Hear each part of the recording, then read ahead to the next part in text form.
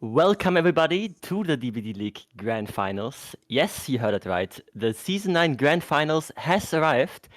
We will have Eternal and Elysium fight it out for the first place today to take home $3,000 as well as 60,000 EB Destin charts per player.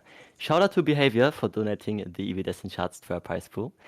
My name is Ratz, and today with me on the hosting desk is Prion. Hey Prion, how are you doing? How is it going, Rats? I am honored to be here with you. And yes, you heard him right. Today, Rats and I are going to be your hosts for the DBDLeague Grand Finals. And what that means is that we may not have had that in the other games in the actual Season 9, but Rats and I are going to be breaking down the games for you while each lobby is being set up between the matches that are going to be done by our casters. So there's going to be no downtime today. You're going to have all the analysis from Rats and myself. And Rats, we have a lot of stuff to talk about today in this first campfire chat, don't we? We definitely do. But before we get into the actual sets that we have going on and the inside information and statistics, shout out to Toby, we can touch on some statistics later that have been collected. We have to talk about a Joker set because this playoffs had been a double elimination between 4 teams. Elysium came out on top on the winner's bracket, and Eternal came out of the loser's bracket back into the grand final. They already played before, and Elysium took it 3-2 in the best of 5. What does this Joker set mean? This Joker set means that in case Elysium was to lose this grand final, meaning Eternal collecting 4 set points, Elysium would be required to select one of the sets they have lost and replay it. In case they win it, they will steal the set point from Elysium and continue as they have won another set, meaning they could have already finished it with that, or maybe they proceed. Or Eternal wins that set again, and therefore take home the first place. In addition to this Joker set, there have been some changes made to the game itself and our balancing, since it's been 2 months since the last game has been played. And Brian will let you know all about those ones now.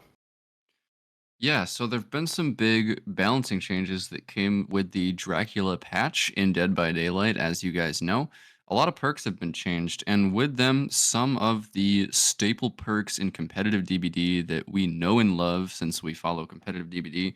And one of those is going to be Babysitter from Steve Harrington. So before, this perk was pretty good for like protecting a teammate that was getting unhooked and maybe giving them a little bit of a chance to escape from getting tunneled.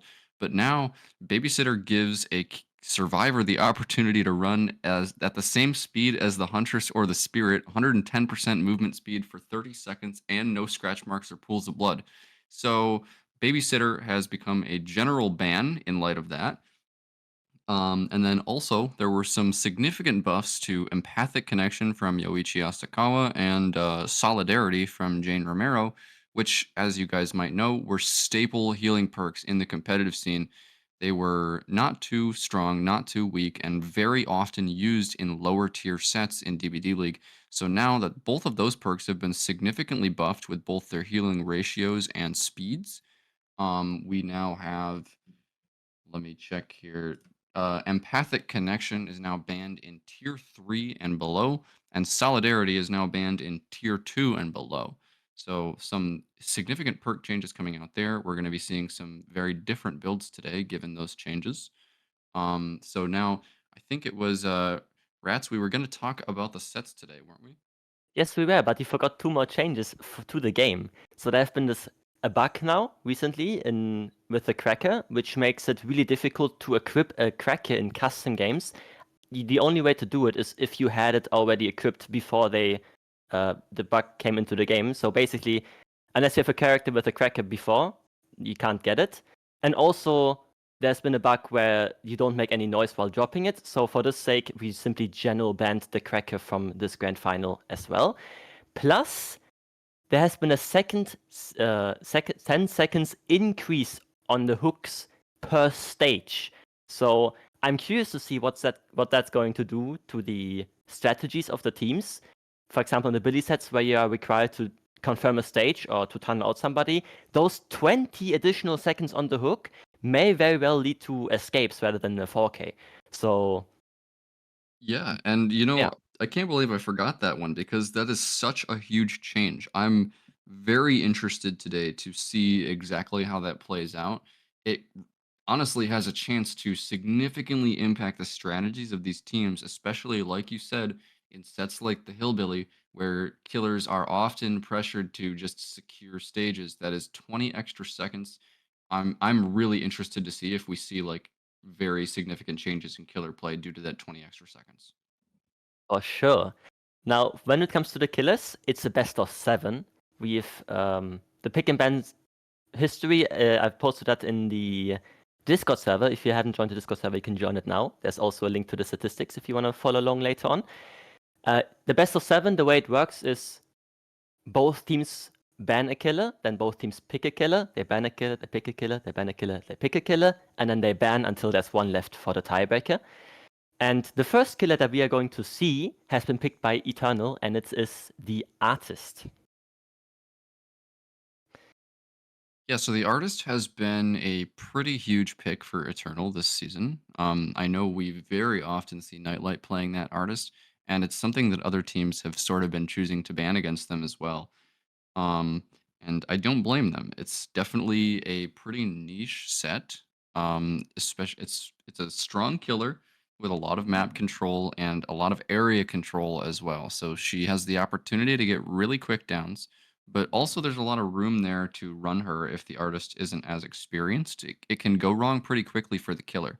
But if the killer does get a quick down, that hook is usually not going to get saved early.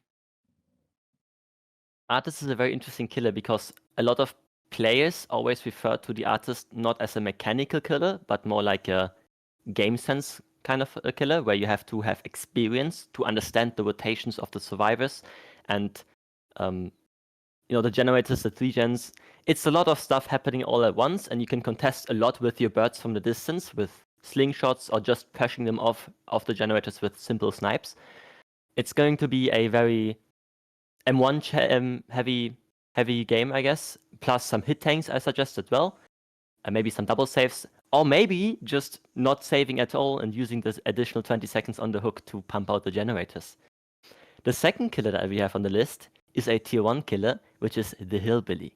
You've seen a lot of Hillbilly this season, from both teams actually, and Hillbilly is a very strong killer. There has been changed recently. I say recently, it's been a few months ago now, where they removed the what was it called?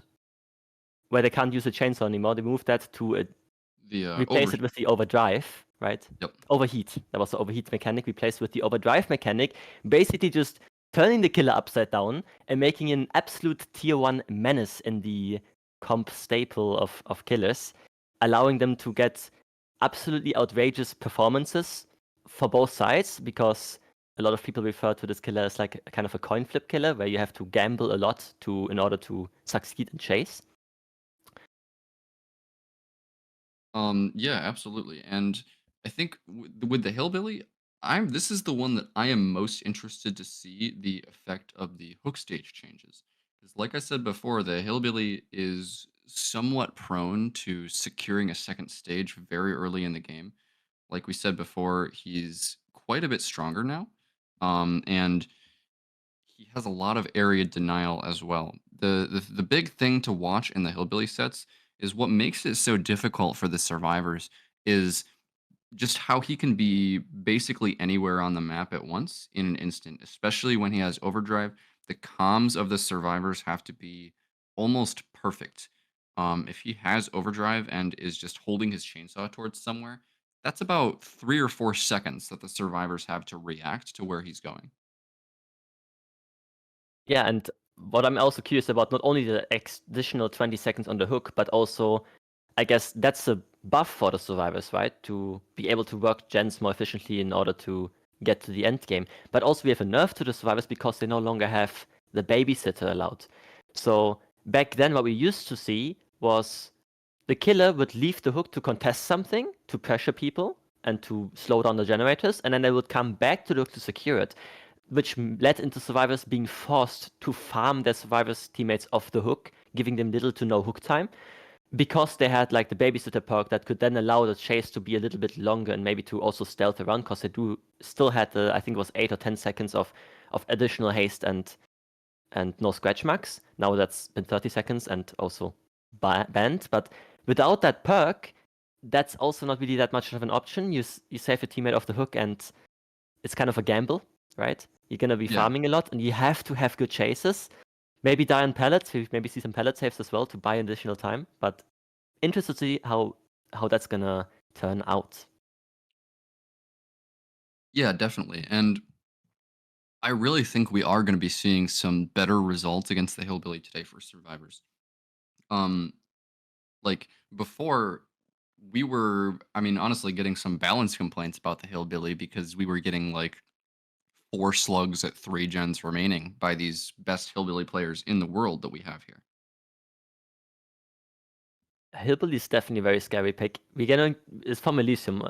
I forgot to mention that. Hillbilly has been picked by Elysium, and the third killer in the list, been picked by Eternal, is going to be the Spirit, also another tier 1 killer. Yeah, what do you have to say about that one? Spirit is a really interesting set, and I know that one of our casters is going to have a lot more than me to say about the Spirit, as a very prolific Spirit main. But with Spirit, I believe that set is all about staying healthy. Spirits will often run sloppy, and when you are injured against the Spirit, I mean, her lethality is just multiplied by 10 when you're injured. So being able to have a long chase is super important, but also making sure that you never give free tags against the Spirit is absolutely huge. You do not want to have multiple people injured against her. She can just start a chain slug. Every phase will almost every phase that she does will land against injured survivors specifically. So survivors need to play extremely safe, focus on resets, not let her find those resets. If the Spirit finds a reset, it's basically over, in my opinion. Finding resets is definitely punishing on any killer, but if you are a Spirit that profits from injured survivors much, much, much more than anybody else, like you can argue, an M1 killer, well, if the survivor's injured, he might even have resilience, and you might as well just like not care if he's healthy or not, because you're not getting that hit anyways, right? On a Spirit, it's much more lethal, as you've said. When the survivor's injured, those chases are going to be much quicker. Also, meaning the For the People is a much stronger tool for the survivors to deny a potential tunnel out, keeping the survivor that's been tunneled a little bit longer, like after the second hook, after the first hook, after the second stage, a bit healthy to have a second chase that's been like it's going to be a bit longer because the survivor is healthy rather than injured. It's also played on the Wrecker's Yard, which on the comp staple is very much known for a lot of pallet saves. Maybe I expect to see some 99 sprint bursts coming into some pallet saves on that map. And also we gotta be careful about the basement hook that is in the middle of the map. Yeah, and then another thing I forgot to mention about the Spirit is that you usually it's very difficult for the survivors to prevent a tunnel out in a Spirit set. You mentioned For the People, but also survivors kind of sometimes have to play assuming that they're going to be going into the 3v1 eventually. Making sure that those 3 survivors remaining are healthy is imperative, in my opinion. For sure. Healthy survivors in the 3 versus 1. I mean, you've talked about the lethality, right? It's a no-brainer for Spirit. The next killer, it's the fourth killer, the set that we are definitely going to see, because this Last of 7 is definitely last at least 4 sets, maybe more, is picked by Elysium, and it's the Deathslinger played on the Suffocation Pit 1. Deathslinger on Suffocation Pit is a super interesting set. As a 4.4 ranged killer, most people would expect the Deathslinger to be played on a smaller map, especially as a killer that's really good in the 1v1, but almost completely lacks map pressure. Maybe people would expect him to be on Wrecker's Yard or Dead Dog Saloon, but we put Deathslinger on the Suffocation Pit, and it's a really interesting set. His range is quite large, and it plays really well into the way that Suffocation Pit is shaped, like that eye-shaped map where he can hold the middle section of the map with his gun.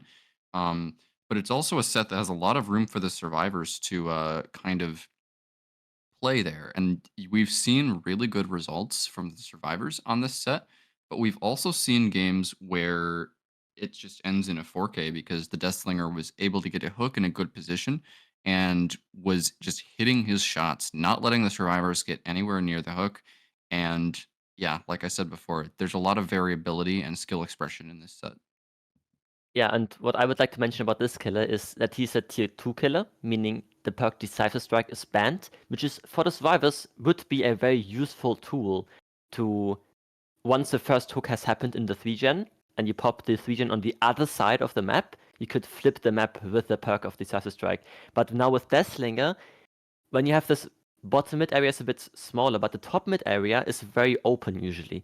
So if you get unhooked and you don't reach the mid map, because you get shot, because you can't really dodge, or the hit tanks are not enough maybe, whatever, if you are not able to flip the map, you end up being hooked on the same side again, and also dying on pallets is not really working out because he can just shoot you and drag you out of it.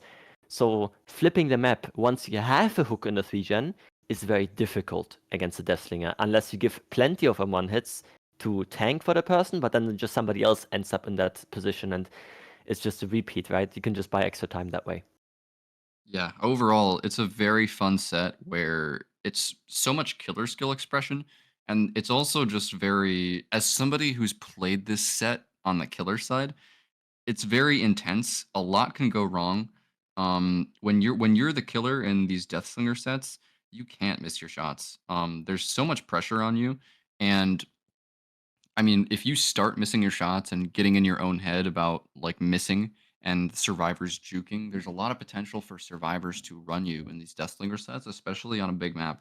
You have to be confident in your aim and confident that you can predict the survivor's movement because there's so much back and forth in these chases. Yes, for sure. We kind of got to speed it up because we are approaching the time where we are supposed to load in. The sixth set, picked by Eternal, is going to be the Clown. Clown, I did not put my notes correctly, is played on also the Wrecker's Yard. I had the Swamp in mind, but it's the Wrecker's Yard. Clown has been a substitute killer who has been replacing another killer that's been bugged. I don't remember which one I must say, but I it's believe been didn't he used to be replacing I think Blight who was bugged before but Oh isn't yeah. anymore. True, we changed it that way that there was another killer that has never been picked in the entire season that then has been It replaced was with, Legion. It with was Clown. Legion.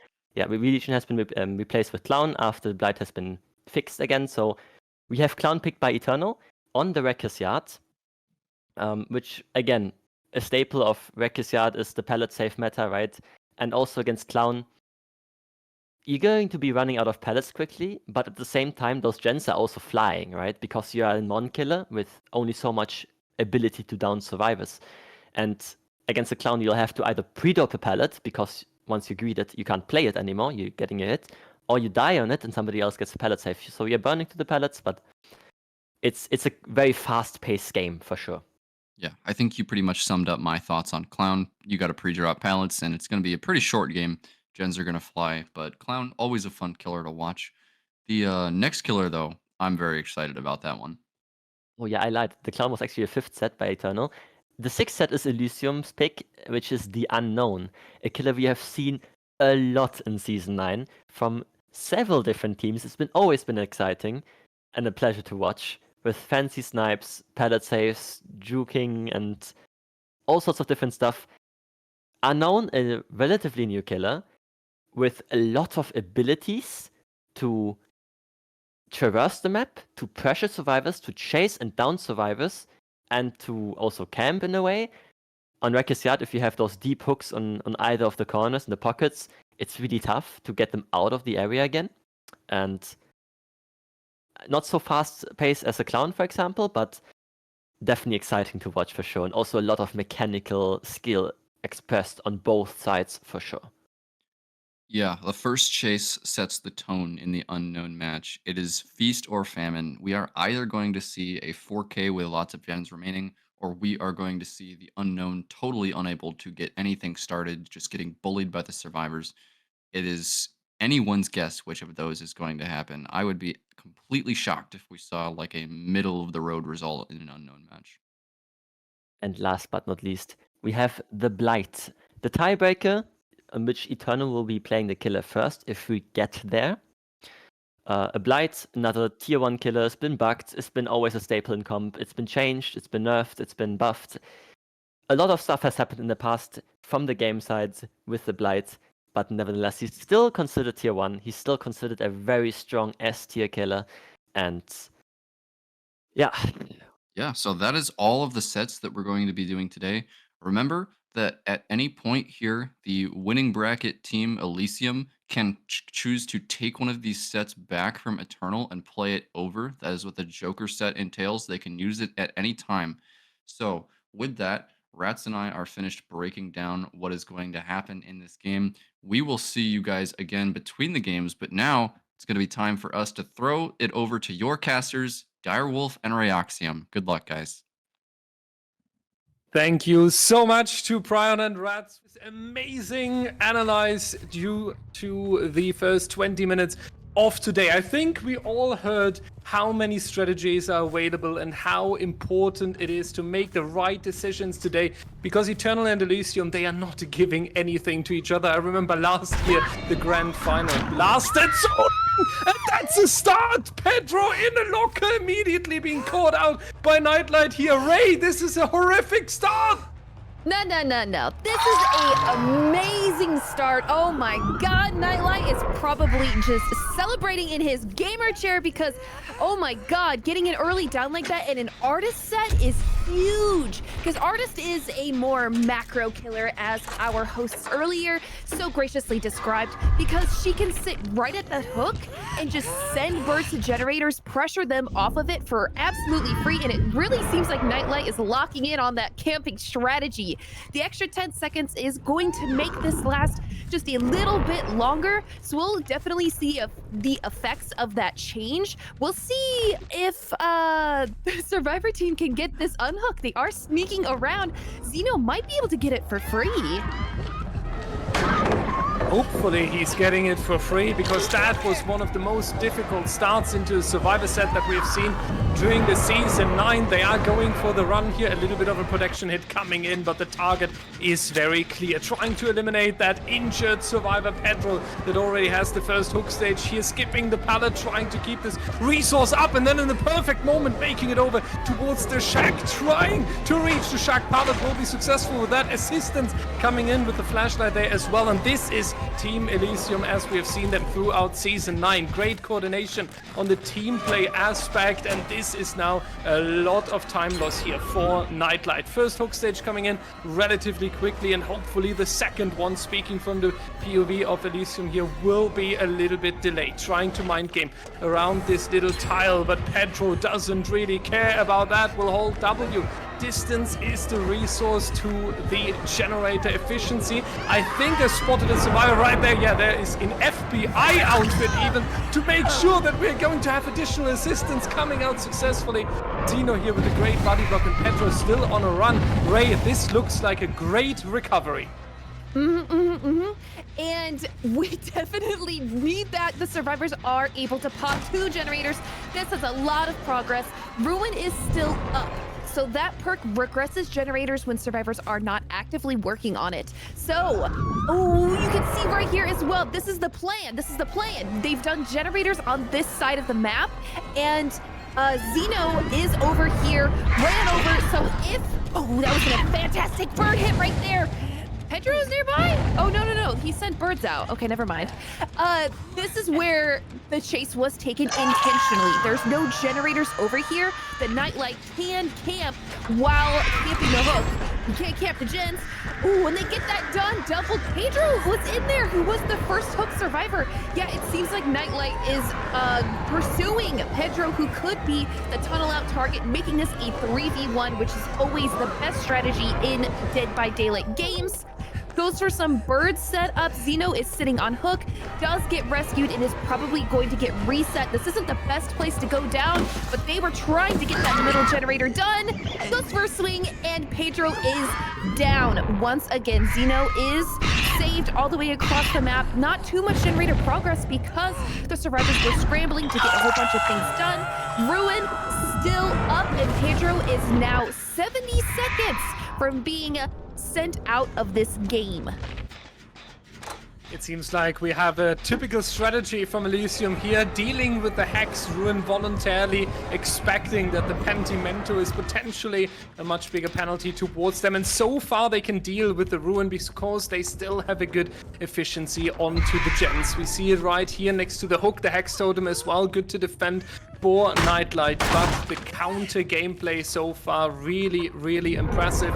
We do have Pedro in these long chases, even longer with the team assistance. And this generator over here getting completed as well, next to the hook, and where you would think, hey, isn't that in the reach of Nightlight? But we have to defend Nightlight here. When you have an efficient survivor team like this, then it's really hard to keep an eye on the gens while going for the hook stage. And obviously the hook stage and the elimination of Pedro would be much more beneficial than going for this generator defense. The question is though, will we have enough time to work with this generator defense, as we see Silhey already getting into position next to the exit game, and considering that Pedro has a few more seconds on the exit gates, I do think there's nothing Nightlight can do about generator number 5. He realizes this as well, but we have no one escapes death coming into the trial, meaning that a simple M1 can already trigger the dying state of the survivor. And since this pallet was already dropped, Silhey has no choice but holding W. And now,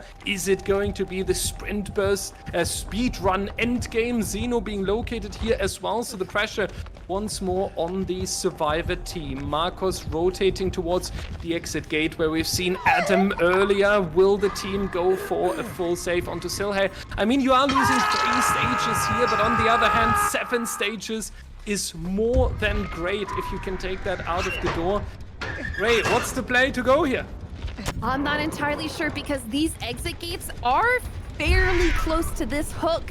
Noed has spawned. It is in the main building. That's going to be really rough. Nightlight is in incredible position right now because he can sort of pressure the hook, the totem, the survivors all at once. Records Yard is not that huge of a map, and the artist has a big commanding presence, sending birds everywhere. She knows exactly where everybody is. Yes, Zeno is over here working on the gate, but if Nightlight can get Marcos, who has not been hooked at all, that would award the last fresh hook and possibly 3 more stages if the Noed is being camped as well. It'll be really difficult for... Ooh, are they going to try to sacrifice Zeno? Getting one person out of the gate is still a really good result, but also Artist is, her balancing is a little bit tougher.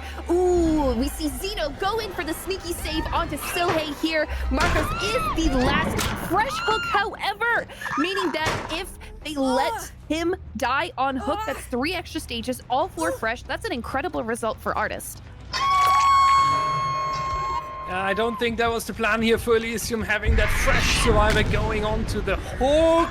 That's going to be the no one escapes death, at least removed from the trial. Now, they can go for a new discussion. Will we save the team members? 2 injured survivors. You do want to potentially go for a reset here next to the exit gate. It seems a little bit hectic here in this end game, which is totally understandable. It's the first trial of the grand final. It does set the tone. It does potentially set the pressure onto your opponent. So you want to take as many stages out of the door as possible. You just need to be careful, because if something is going wrong right here, and with injured survivors, that can quickly happen. You would potentially hand more stages to Nightlight than you intend to do. And Nightlight manages to get another snipe onto Zeno here, and that seals the deal. They are realizing that Nightlight is too strong on the hook defense, meaning we have additional stages coming out here. I do think that was a great start for our killer here, considering we have 8 stages overall. Every single survivor has been hooked. It is really possible on this skill level that survivor is walking fresh out of the door. So definitely a great finish here for Nightlight. The mid-game, though, we gotta say, an absolute insane recovery from Team Elysium. And I think this is something that our hosts will talk about as well after this difficult early stage. Ratz, Prion, take it away. Yeah, what a nightmare start there for Elysium Ratz. Pedro getting pulled out of the locker like 5 seconds into the trial. But, I mean, they really came back in, honestly, the only way that they could. And that took so much good execution from the survivors of Elysium Ratz. I mean, maybe if you want to break down the critical moments that led to Pedro not getting tunneled out there. that was a phenomenal game. Like, it was like a back and forth, right? You see, I think this game was like a really good showcase of what survivors and killers of this caliber have to offer. And it started off with like the hook grab and then Zeno getting a perfectly timed save on that tunnel out where it was really impossible for Nightlight to commit for it and rather have somebody else in chase that took it down faster than the tunnel out, leading in essentially more fresh hooks and more stages, right? Mm-hmm. If we can have we have the killer build here, I would like to see. We had it was Ruin, Noet, Pentimento and Force Pentimento Hesitation. and Force Hesitation, yeah. So I was looking if there was a painless. I wasn't paying attention too much there. I guess no, there was not a painless, so that was not a reason for splitting the pressure there. But you know, chasing somebody else, somebody that is in a worse position than the actual tunnel out, that would also receive more hit tanks later down the line if they were to be committing that chase into flipping the map, which would have happened also with the tunnel out, right? And it was a great recovery from Elysium, but then it was also again a great recovery from Eternal to get those 8 stages at the end, right? It could have been much worse. We had the Nord at the end helping a lot in that instance, giving another 4 stages in the end game, which is quite huge when you compare that it's 8 stages in total, so 4 stages within 5 generators and 4 stages in the end game, right? Yeah, so 8 stages 4 fresh is a pretty good result for Nightlight, but given what it was looking like after that locker grab, I think the survivors of Elysium are going to be very happy handing this over to Xeno with that win condition. I want to mention though, when Nightlight got that grab out of the locker at the beginning of the trial, it definitely was not. It was not necessarily a mistake for him to try to camp that to second stage. The mistake was that he allowed Xeno to get in there and unhook without making it a 1-for-1. Exactly. But I still think that Eternal is going to be very comfortable after this game. Looking at the statistics, they only played 2 Artist games in the entire season, but in those 2 Artist games, although Eternal had a 100% forgate rate, so they forgate both those games, on Survivor side, they had 7 stages on average, which is technically less than they've just received on Killer side. So I'm pretty sure they're comfortable with this result either way, and it was a great recovery. And also what I want to touch on is the predictions. We haven't actually done predictions. We couldn't touch on predictions from you on the full lot in the chat because we are on the 10-minute delay, right? But those predictions from the channel points, 49% to 51% in favor of Eternal. Which, if you think about the history of Eternal and Elysium in Season 9, they've been very dominant with a 8-1 record in the season, only losing to Calamity in a 2-1 fashion, and Eternal having a 6-3 record, which you would think that Elysium would be the huge favorite here, but at the same time, many people don't think that way. In fact, if you look at not only the channel points, those 41 to 51% are the channel points that have been bet. It's actually almost twice as many people that bet their money on Eternal with their channel points rather than Elysium. That's a really interesting statistic, Ratz. And you know, I mean, now that we have the time, how about you and I do our predictions? Even though we've already seen one artist set, we didn't have time to do it before because we just had so many killer sets to go over. So let's do our predictions, Ratz. Give me who do you think is going to win and what the score will be. Oh, I gotta go first. Unlucky. So I think I don't know. I think I think they're really even. But what we have to take into account here is that Elysium does have the Joker set advantage. Eternal has to win 5 sets rather than 4. Elysium has to win 4 sets. And simply speaking, from the experience and the dominance that Elysium has shown in the season, although the last match already has been 2 months ago and things change, metas changes, teams change, right? I still gotta go with Elysium. Okay, yeah, I already had what I was going to predict before you did, so I'm not just basing it off of what you said, but I was also going to predict Elysium, not just because of the Joker set, that certainly helps, but also because when I look at the killer players on both sides, I think Elysium just has more depth. With Xeno, like that guy just plays every killer, and I would not be lying if I said that I think Xeno might be the best killer in the world. Period. For sure, it's definitely very scary to go against him. We've seen also in other tournaments what Zeno can be cooking, right? If you're looking back at, probably a lot of people will remember this from the Captain's Tourney, the first one ever that's played, where Team Zeno did win. The amount of cooking that Zeno has done on killer sides, rather than do a lot of good performances on Surf side with what he has on the roster, a lot of teams underestimated that team, thought that, it's, well, Zeno, but their survivor roster isn't that strong, and then he proved them otherwise. Zeno is definitely very scary, and I would not be surprised if we also, again, see his masterclass in this game as well, and just straight up down the road, another 4K, right? Yeah, and the other thing about Zeno is that he only gets stronger when Elysium is losing and having a hard time. So you can never count Elysium out in that regard. We are, in fact, loading in to the second trial of the first set. It's not going to be that long. Do you have any last words, Prion, to say before we load into this one? I think those four fresh hooks are going to be critical here. That is all I have to say going into set 2. I like that prediction.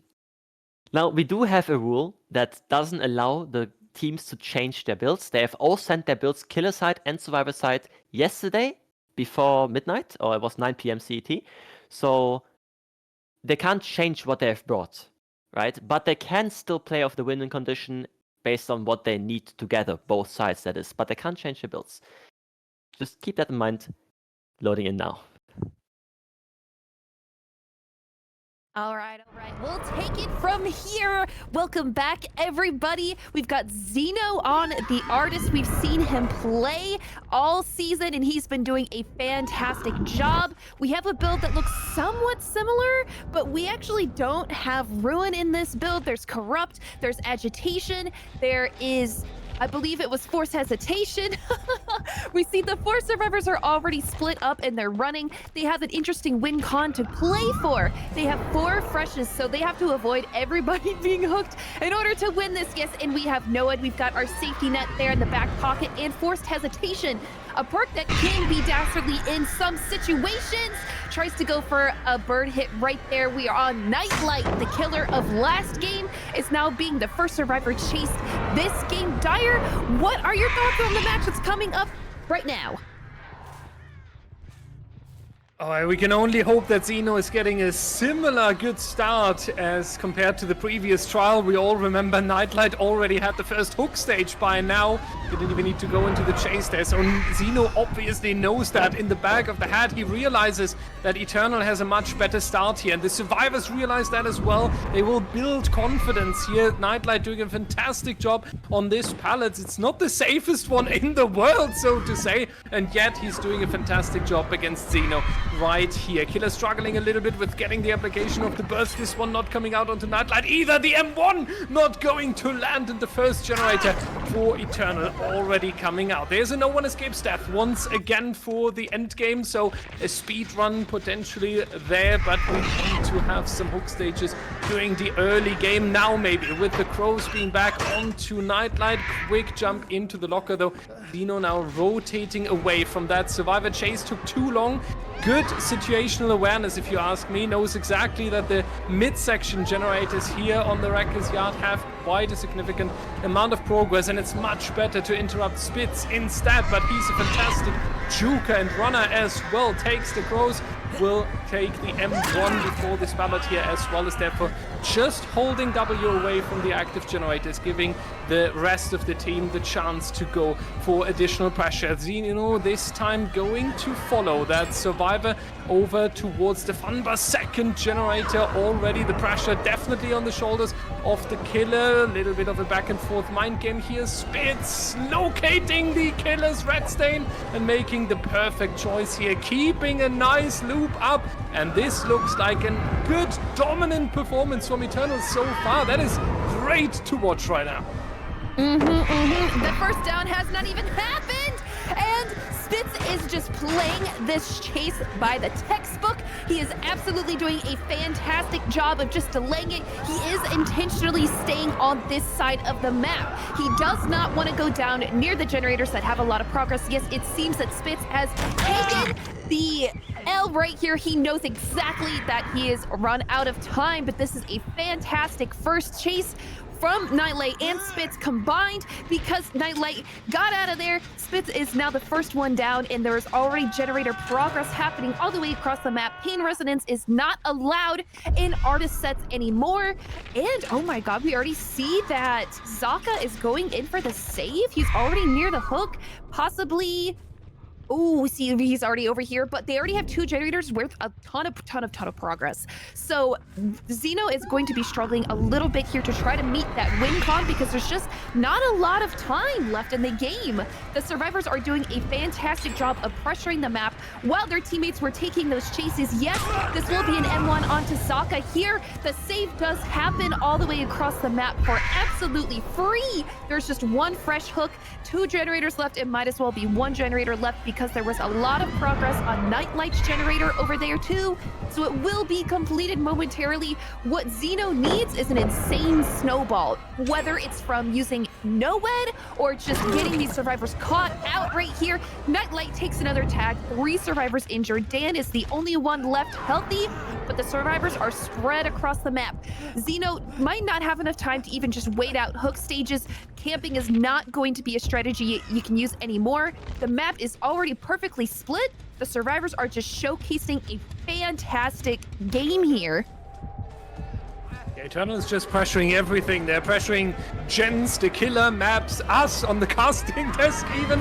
Eternal just crashes and pressures, and they are making such good chases. Spitz here again with a good run, giving his team quite some time for that final generator. And this survivor will be eliminated in 70 seconds, but when we take a look on the bottom left corner, we see that only 1 generator remaining, with 3 survivors pressuring the remaining objective. And we can all make a little bit of basic DBD calculations. We know that Xeno needs a fantastic comeback, something surprising, maybe even a miracle, but we have the no one escapes death. Maybe that will be the miracle we are looking for, or a good mind game right here. Nightlight a little bit over peaking, not aware that Xeno was following him straight with holding W. That's going to be the hook stage right there. And now you are able to put additional pressure, though that survivor standing there next to the fun bus indicates a 99 generator that is now leading us into the end game. Dan the Man, Zaka and Spitz currently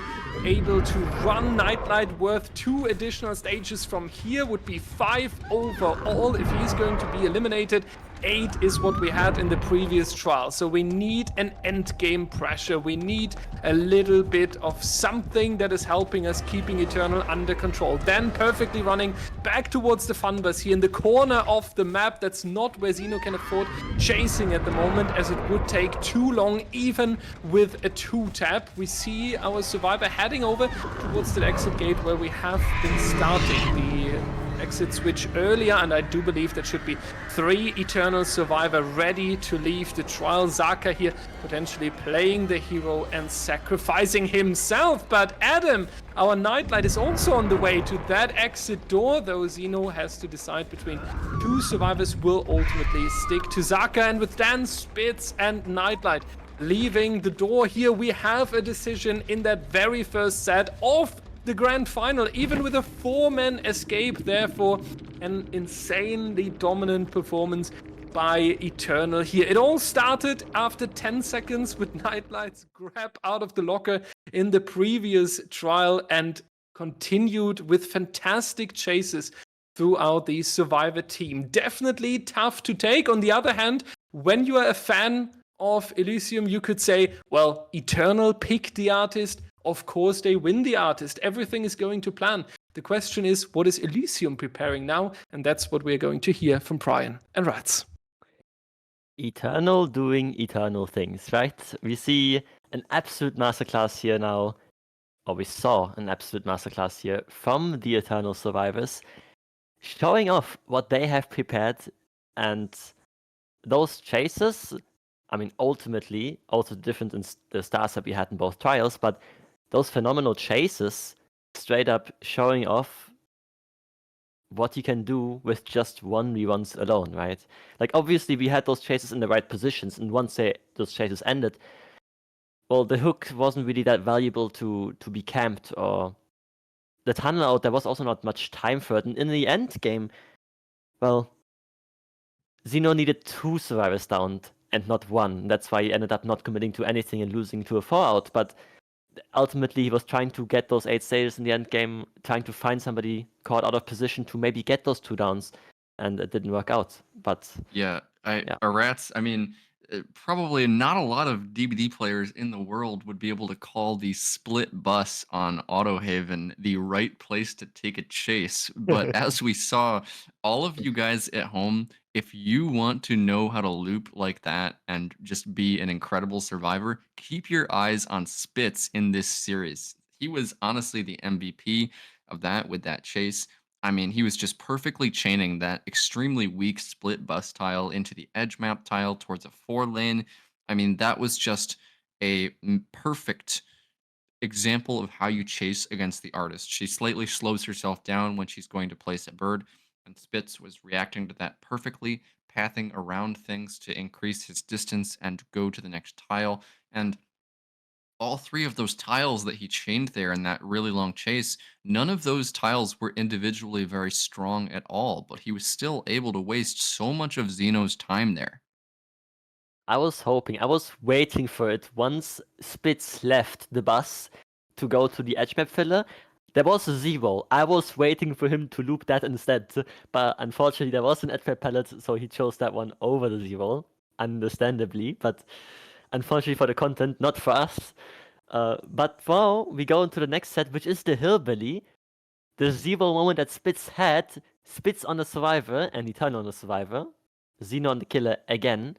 And here we do actually have some statistics, again, from Toby, collected. If you want to find them, they are in our Discord server in the tournament section.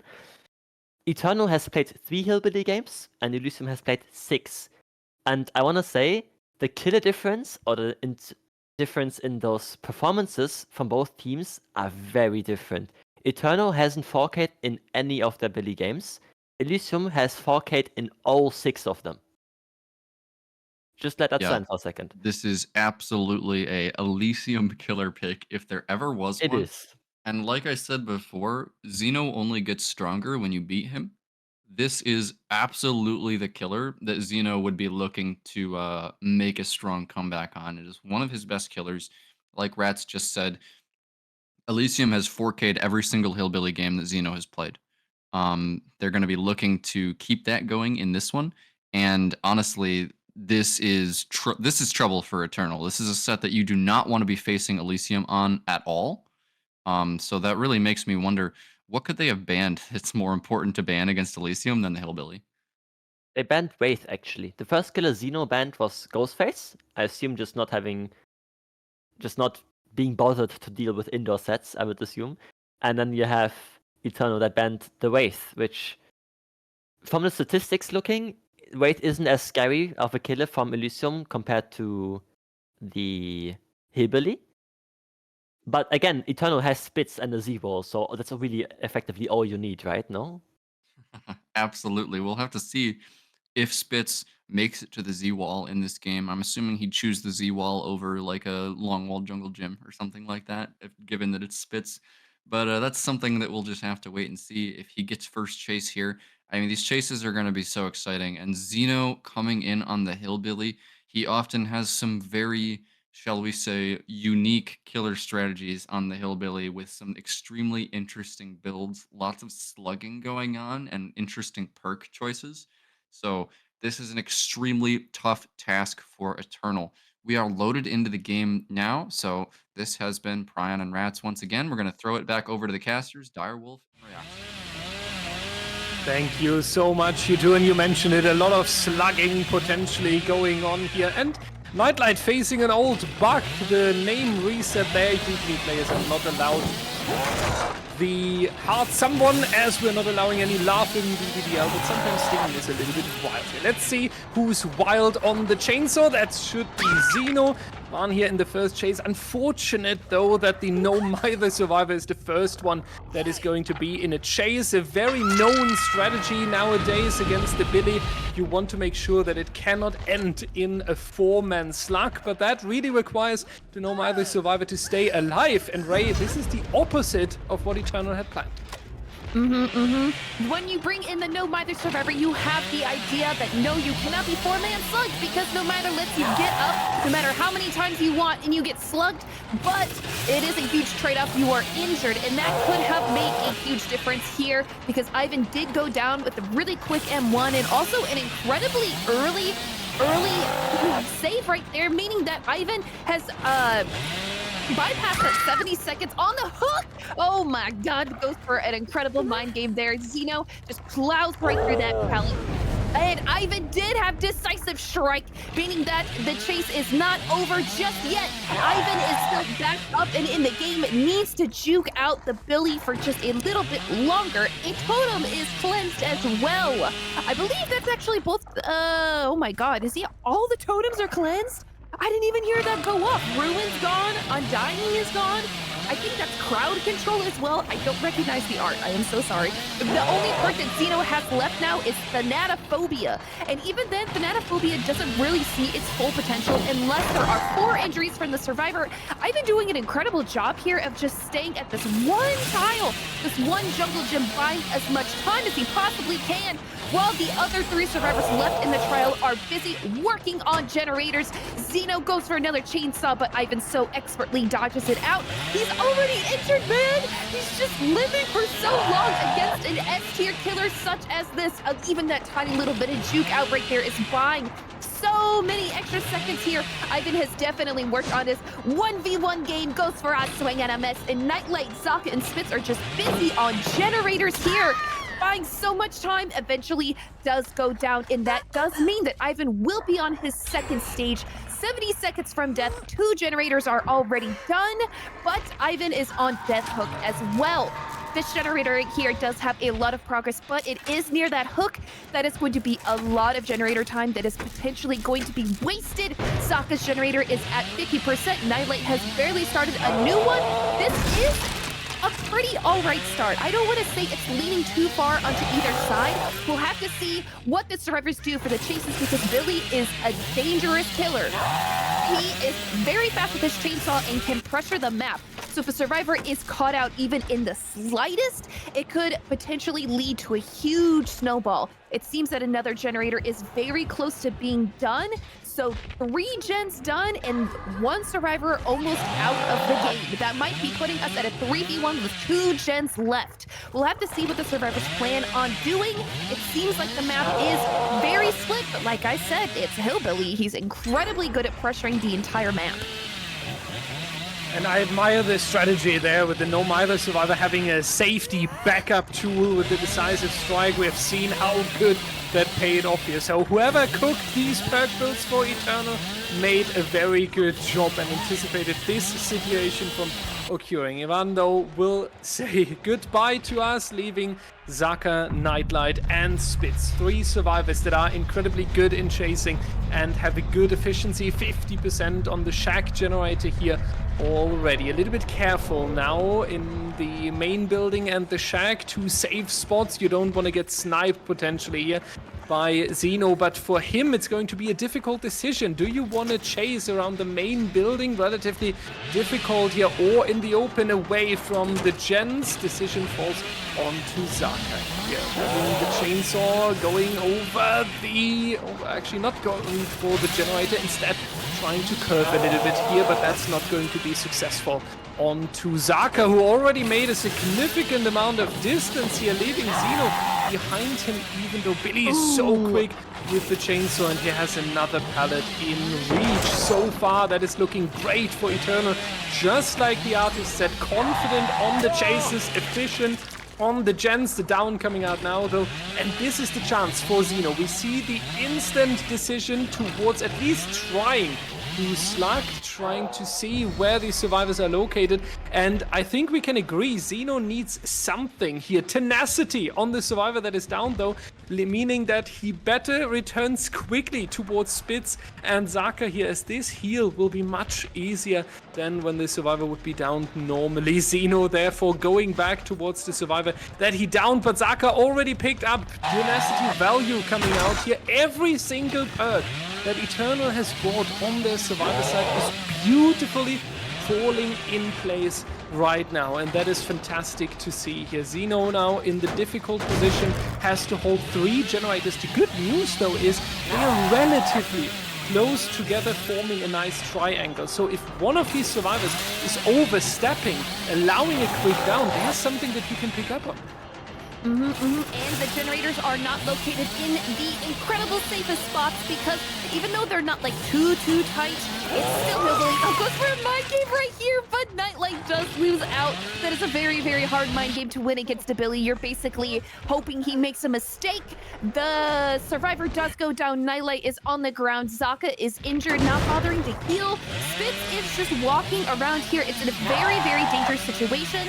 I mean, getting down to 1 generator left is kind of a good result already. Now, if Eternal can band together to get an even better result, we've seen Zeno play Billy, and it is not unheard of for him to 4K with high generators left.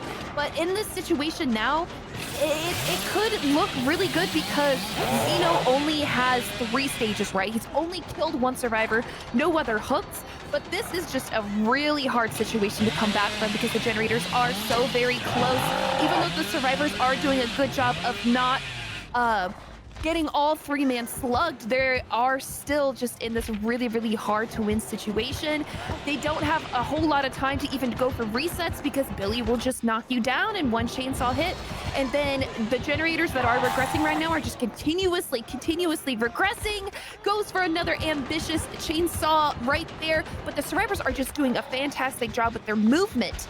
They are just hugging these corners. They're using their control key to crouch, making their hitbox a tiny bit smaller. Zeno is going around and pressuring the map all at once. A little bit more progress on main building right there. Honestly, we might be in for a really long game. We could even, oh my god, it would be amazing to see if we could get that gen kick regression event mechanic to actually proc, where you can't get more than 8 regression events. The main building has been kicked a couple of times, but I do believe we're not even halfway there.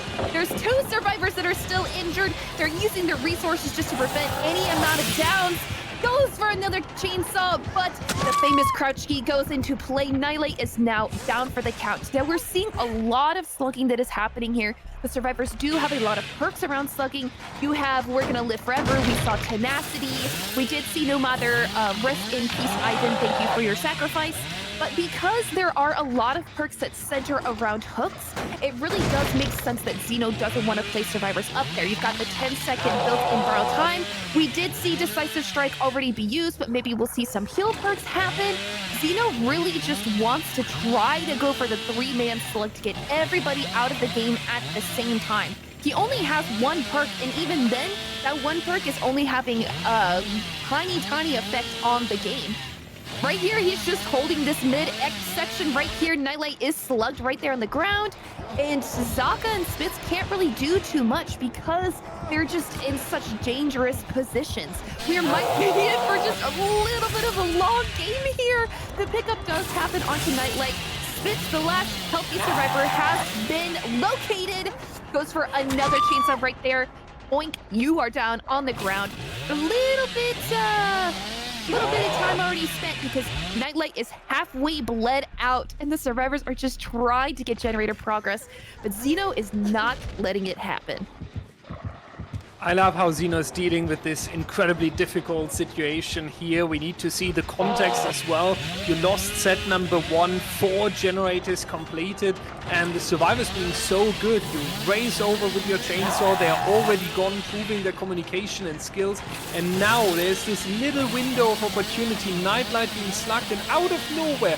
And this is the great thing about the Billy. Out of nowhere, it can turn into a potential 3-man slug. If that's going wrong, it can also turn into 3 fresh survivors walking all out of the door here. So Zeno is having the confidence to play this all or nothing gamble at the moment in the grand final. And doing that requires a lot of confidence in your skills. So I really admire that, though it was a good recovery again from Team Eternal. Nightlight will be safe this time. Instead, Zaka will face the chase with the Billy now on the main building. A little bit of back and forth here. Zeno decides to go after Zaka. A curve will not be possible just yet, but almost onto vaulting Zaka on the window, just a centimeter too late though. And now the time calculation always starts when you don't get the curve. Do I have enough time to chase this survivor? Are they potentially teaming up on the other generator in the distance? Zaka though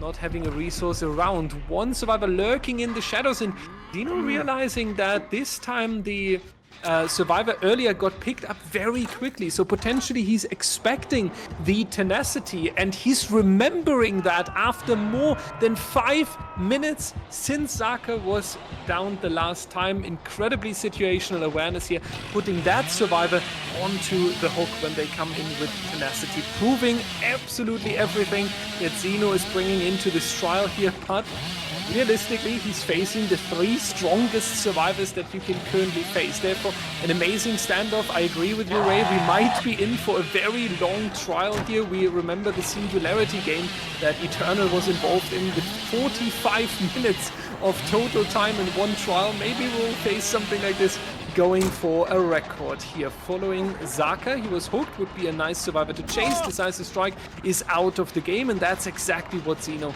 is trying to do here. Don't be confused, ladies and gentlemen. You already see the entity blocking the generator, but that happens after 4 kicks and 8 overall are available for the killer, so we can regress this generator for a little bit longer. Second hook stage onto Zaka though. Now it starts being pressuring for Team Eternal, because if Zaka would be out of the game, there is no rotation possible anymore onto a slugged survivor. No one can work on a gen anymore while the other survivor is healing. That would mean that the gen speed would basically drop towards 0, and bringing Zeno a lot closer to his achieved goal. And spotting Spitz here before he's moving into the hook is also pretty big. Spitz is now going to hop into the locker, most likely forcing the grab, meaning that Nightlight has enough time to rotate over, but now Eternal starts struggling. And we're not even going for the hook right there. Zeno instead deciding to throw Spitz right on the ground. He grabbed him out of a locker, yes, but oh, look what's here. Zaka here, Death Hook Gamer Boy is going to go down to a juicy fat M1 right there. But we don't want that yet. We want all 3 survivors. They do have some heal perks to try to pick up, but it's not enough. Not recovered enough. Nightlight, last man standing, does have live. Oh, juicy crotch right there. Oh, are we going back? Are we going to be able to get the pickup? Yes, Nightlight does get the pickup right there. Spitz is back in the game. Jumps into the locker once again. Nightlight, still the last man standing, has to try to get over there to pick up Zaka, who is still on the ground right here. Does get the pick up, has some heal perks that make that a lot quicker. Do we see another down that is happening? The survivors are in struggle mode right now. They need to prevent a 3-man slug. There is no unbreakable. There is nothing else. Zaka taking that chainsaw right to the face is the death hook survivor. So Zeno placing him up on a hook will be him eliminated. Goodbye, Zaka. GG, well played. Good luck next. Nightlight still the last man standing. Doesn't have Iron Will, so stealthing is a little bit more difficult. However, this map is pretty big, so Nightlight could be anywhere. Spitz is still on the ground, possibly recovered all the way. Goes back to check on the slug to make sure that Nightlight doesn't get the pickup right there. It definitely doesn't seem like the last generator is not getting done. However, that doesn't mean that the best result is yet found, because the survivor can escape either through the hatch that will spawn at the killer shack or through a gate if the hatch is closed and the survivors are able to even open that gate. This doesn't look like the best spawns, however, so it might be a little bit more difficult. Nightlight does heal up. We did see him over here. Zeno might have a little bit of knowledge as to where he is, but he does get away stealthed. Did have a medkit and is able to heal himself up. Spitz is still on the ground. Yes, Nightlight was over here. It does seem like this might lead to a bleed out play, because it seems like Nightlight is not interested in even trying to make his way over to Spitz. Zeno does come back over here, possibly checking on the status of Spitz, who is bleeding out momentarily. If we do get bleed outs, guys, it does reward all of the points, so you don't have to worry about that. But Nightlight is still in the game. It still hasn't been hooked one time. So if they can possibly get him out of the gate, that could help in a tie scenario. And I know our community, and I know that a lot of people will say after the first 4 minutes, wow, Xeno is getting cooked, or Xeno is rusty on Billy. This, ladies and gentlemen, this is Xeno. And if we open the dusty book from the best and wise quotes, then we remember that our hosts earlier said Xeno is shining when his team needs him and when they are in a disadvantage. And this here on your screen, ladies and gentlemen, is also Xeno having a rough early game for sure, and now still making very likely a 4K on one generator possible. Never ever give up in DBD. Everything can turn in just a matter of seconds, and especially with the Billy, everything can turn in just a few seconds. I think Xeno, regardless of Nightlight getting the hatch or not here, deserves one hell of a shout out to what he was bringing on stage. Considering the context, losing set number 1, this is your killer where you're supposed to shine that you picked, and then making such a strong comeback here. Of course, Nightlight's hatch escape would matter. If you're new to DBDL, we are scoring the games first by who completes more generators.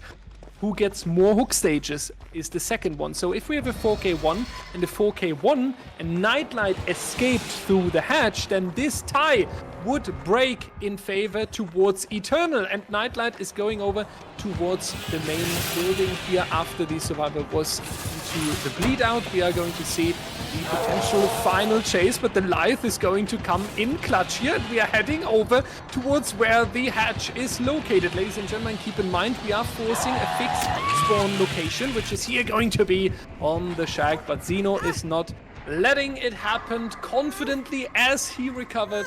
He's also finishing off the trial. 4K1, and now be honest to yourself, who was expecting that after the early game? But I can just go back onto what the host said. Xeno shines when his team needs him. He did that in the past, and I think Elysium's Survivor team can give him a few pats onto the shoulder, Ray, because that was crazy. A fantastic game of 4K1 is an okay result to work with. We'll have to see what the Eternal Killer can cook up. In order to win the set, he has to 4K with 2 generators left. What the survivors have to do is they have to pop all of the generators. We'll have to see what our hosts think about that, Prion. Ratz, please take it from here.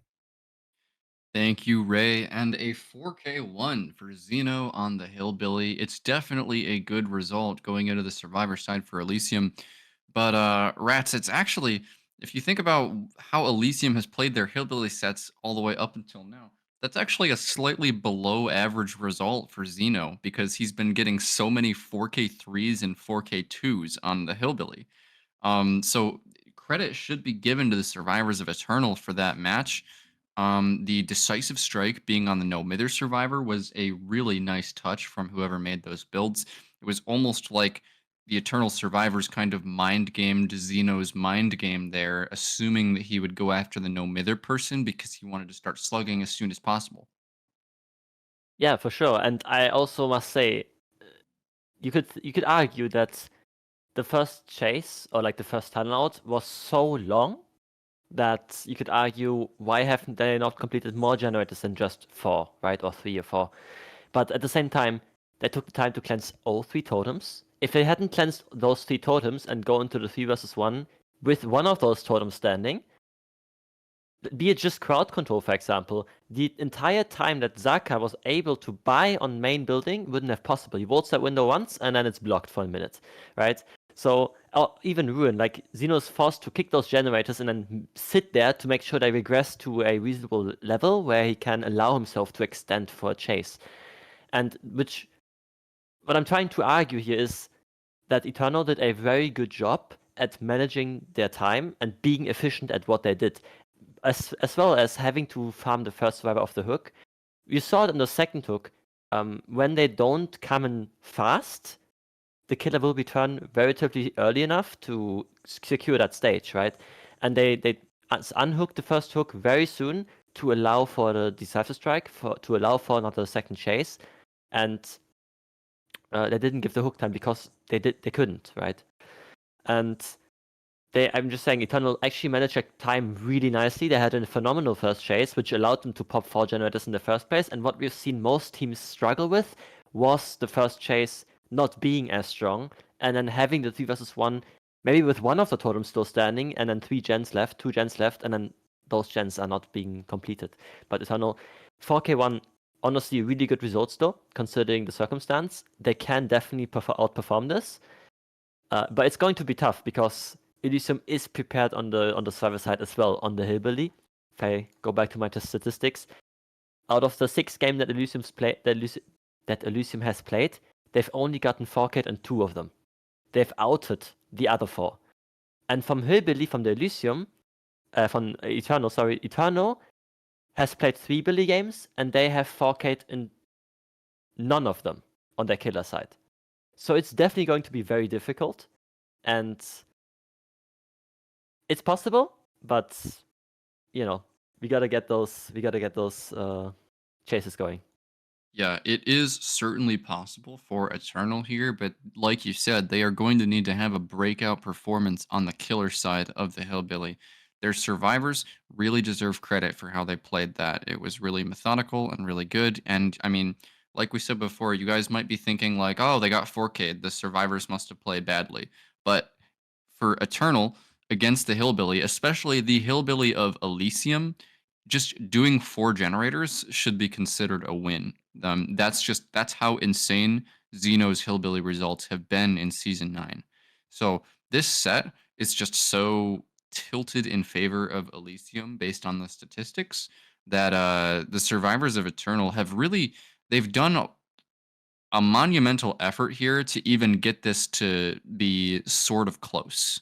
They very well could have gotten even 4K forward is not out of the question. We've seen that this season on the Hillbilly. We've seen Xeno just slug everybody within just a few minutes. So the fact that they were able to carry these chases on for any time at all against him is a big win for them. Yeah, and we are currently loading in to the 4th trial of the match, which is the 2nd trial of this set, deciding who's going to take the 2nd set point. Yeah. Yeah, so 2nd set of the Hillbilly, it is a win condition of 4K2 for Eternal. Certainly not easy, but the Hillbilly is the strongest killer in the game by far right now. So anything can happen here. If Eternal is able to pull off a win in this scenario that is not really in their favor, they are going to be up 2-0. And you know what, Ratz? Actually, if Elysium somehow loses this, I wouldn't be surprised if they use their set replay. On the Billy? Yep. I would think so too. But we are going in now into the set. Thank you so much, guys. We're back with the Billy on the Blood Lodge, and the win condition is relatively easy. All gens completed by Team Elysium means that they are taking the set point and would push it to a 1-1 overall. And of course, the one and only is coming in with the no mither here, being the one that prevents the slug, Xeno himself. Silay is going to take the first chase, though. We have seen him earlier with a very, very strong run against the Artist. Nice crouch tag against Dan the Man here, and making sure that he's staying alive a little bit longer.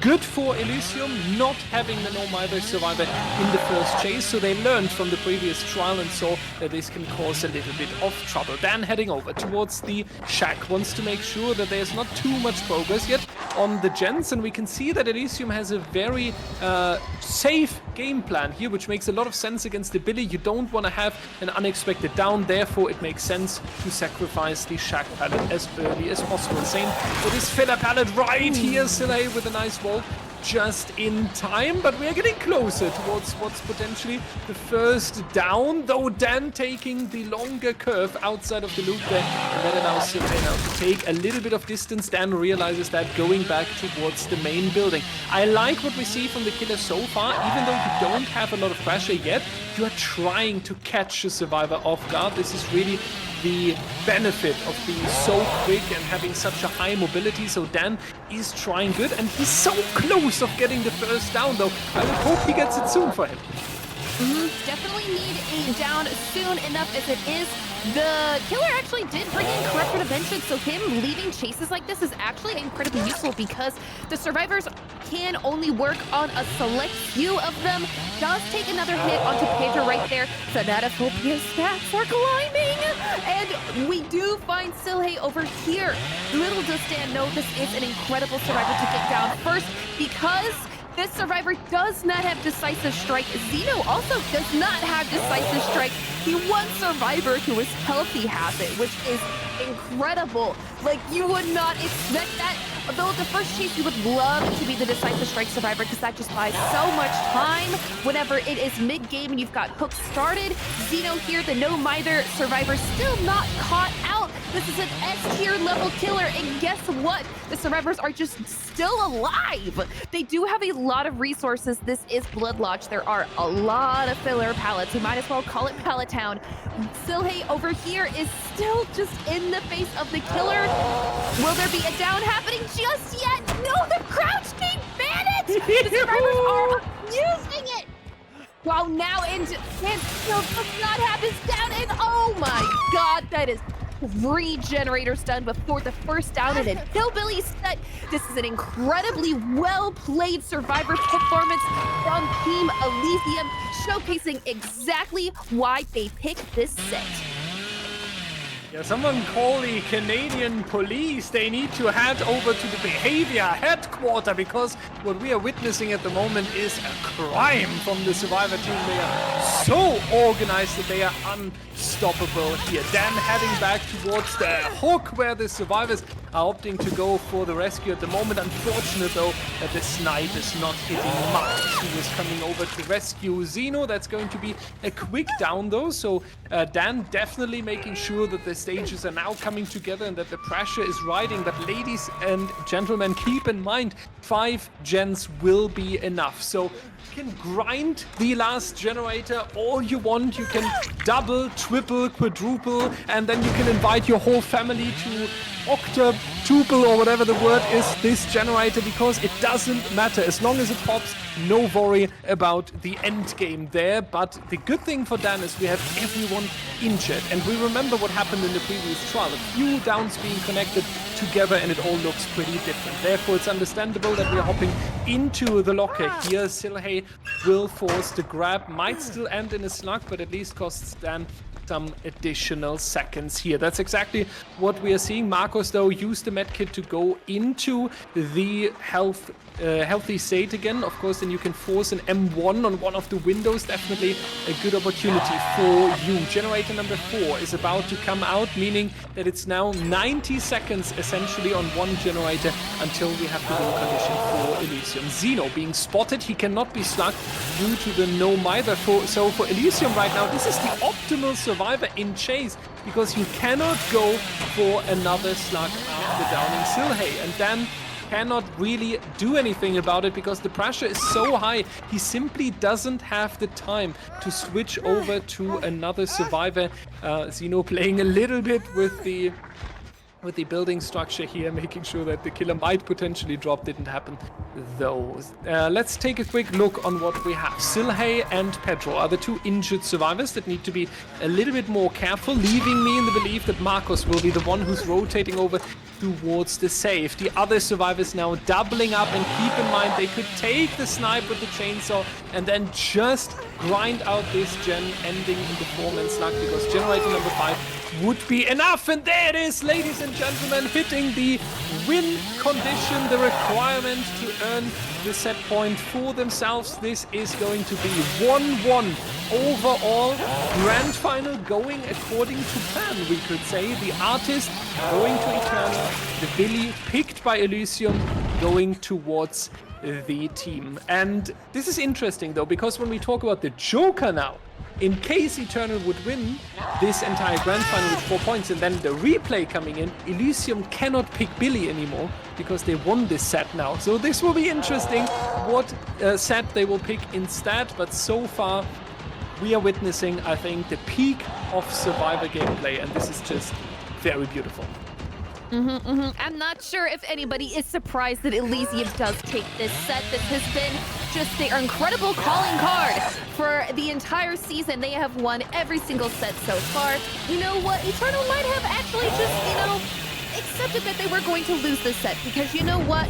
If I was going up against this, I would just say, you know what?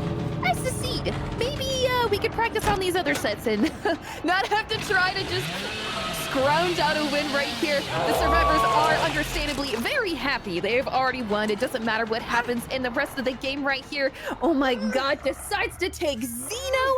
All right. One person had to die in this situation, Xeno, the no-mither disrespectful survivor, will be taking the L.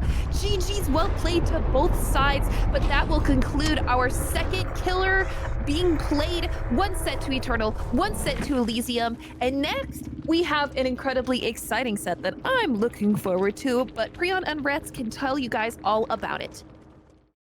Yes, indeed. One set for Elysium, one set for Eternal. Also in the picks and bans, that's what you can expect, right? You pick a set that you are comfortable on, and you only have one ban before that happens. So now that the first 4 killers are out of the way, 2 bans and 2 picks, and now 2 more bans are out of the way, the next killers that are coming up will be a lot more competitive towards both teams. Both teams will be able to take those sets, and it's not like, yeah, we expect that team to win, or we expect this team to win.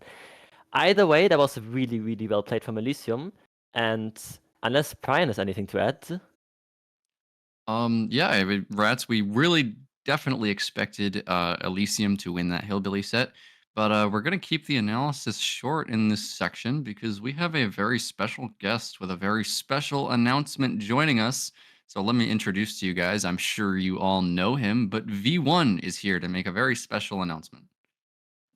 Yeah, guys. Hey, V1 here for a little bit of an announcement. This was not pre-recorded, so yeah, I'm talking to you live for once. But as some of you might know, I'm responsible for keeping the DBDLeague team leaderboard up to date and have done that since the start of the year. But I think it's time for some changes. For those who don't know, the team leaderboard is a channel in which DBDLeague takes results from any DBD tournaments they can find, feeds those results into the MMR bot, and that creates a ranking of all the teams. And if you want to see that for yourself, check out the team leaderboard channel on the DBDLeague Discord server and check the pinned message to see the rankings. Now, I think for the very top of the leaderboard, somewhere between the top 6 and the top 8 teams, usually this makes a lot of sense. These teams play each other frequently, and there's many games played, so they have a large sample size. So these rankings will be somewhat accurate. Also makes it easy for newer people in the scene to check out which of the teams are the strongest, what teams to look out for, etc. But right now, there's a certain cutoff point where the rankings start becoming somewhat meaningless, and there's just not enough sample size. Not enough number of games played. So, what do we do about that? How to increase the numbers of matches played and make the team leaderboard meaningful? Well, ladies and gentlemen, I would like to announce coming to you very soon that the DBDLeague will give teams the ability to option to post and accept challenges on the team leaderboard. That way, your team, with absolutely no requirements, can post challenges, compete, win, show the skill level of your team, rise up the ranks of the DBDLeague leaderboard, and make a name for yourself without having to wait or rely on tournaments. Because for a lot of tournaments, it's easy to miss the sign up or not get in, and even if you get in, you maybe have to wait for a month. And even if you make it to the main bracket, you will probably end up facing one of the top teams. So breaking through, standing out, making a name for yourself or your team can be quite hard in this environment. Also for completely new players, there might be many here in the audience watching right now who would like to try out DBD tournaments, but who have struggled getting into or waiting the month. And a lot of the information is hidden away on Discord servers. It's all a bit complicated. But with this change, all you will have to do is have a group of friends, be on the DBDLeague Discord server. With no approval process or requirements, you can instantly type /team-create and sign up your team in the Slugbot commands channel and instantly start queuing or accept someone else's challenge. Now, as you might know, we actually did have a team ladder around 2 years ago that didn't end up going so well. But there are a number of things different then and now. And the first positive change is that I'll keep updating the team leaderboard weekly with results from tournaments. So it will be a combination of teams queuing and games from tournaments. That way we can keep the integrity of the team leaderboard, especially at the highest end for the top ranked teams in place, while also allowing teams to queue. And now finally, the final reason is I don't think people realize how much DBDLeague 1v1 ladder, the 1v1 ladder of DBDLeague has grown over the last 2 years. It's when it started around 2 years ago, there were around 1.5 to 2,000 ladder matches in 1 month. Now in season 7, in the last month, we were looking at around 18,000 ladder matches and 1,700 individual unique players in 1 month, which is just crazy. And I don't think the overall community even realizes the impact and ripple effects that this will have on the competitive scene and on DBD. And hopefully the team ladder can have a similar impact.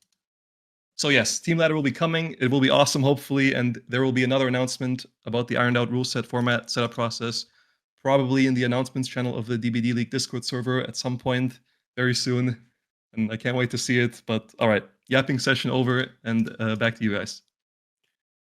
Thank you for that awesome announcement, V1. Very exciting stuff going to be happening in the DBDLeague Discord server. And I just want to say, for all of you guys at home that might be newer to the competitive scene or even Dead by Daylight in general, you can start in the competitive scene at any time. The barrier of entry is actually not that large, contrary to popular belief.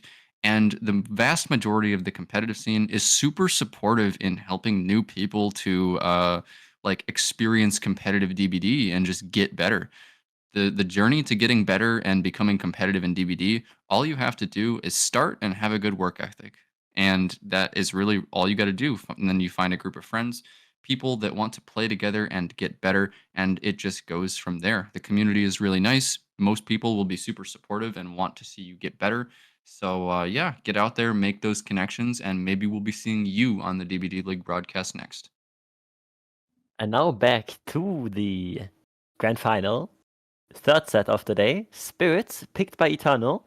We actually do have some statistics about this. Not for Elysium. Elysium only played 1 game, which they did really, really well in. They got a 4K versus 5 stages. And then we have Eternal. They have picked, or not picked, but played Spirit in the entire season a total of 5 times. And they've got a 4K rate of 80%, which is pretty high. And even the 1 game they did in 4K, they got plenty stages, because the average is still 11.2 stages. So, and on Surf side, again, really good performances. 20%, so 1 of the 5 matches they have been 4K'd, but on average, out of all 5 matches, they've only given out 5.4 stages on the Survivor side against the Spirit, which is considered a tier 1 killer. So both these teams, although Elysium's statistic isn't really that ironed out, it's just 1 match, both of these statistics look really strong. And I'm looking forward to looking at who's actually going to take this 1 set, because they both look very, very promising. Yeah, the Spirit set is going to be a real treat to watch, you guys, especially because it's going to be casted by one of the most prolific Spirit win streakers and Spirit mains, Rayoxium and Dire Wolf, Ray being the Spirit main, of course. So we're going to be throwing it back to the casters for the 3rd set of the day, the Spirit. Good luck, everyone. Hello, guys. I am glad to be back. Glad to cast this set. Eternal did pick Spirit, and we are definitely going to see some insane plays. Zaka playing for Eternal. First of all, we already have the match already started and phasing around, looking for survivors. Sounds have been a little bit interesting this patch, so we might see some incredible plays from the survivors because of those sound bugs. Zaka is just looking around. The survivors did get the cross to the mid section first.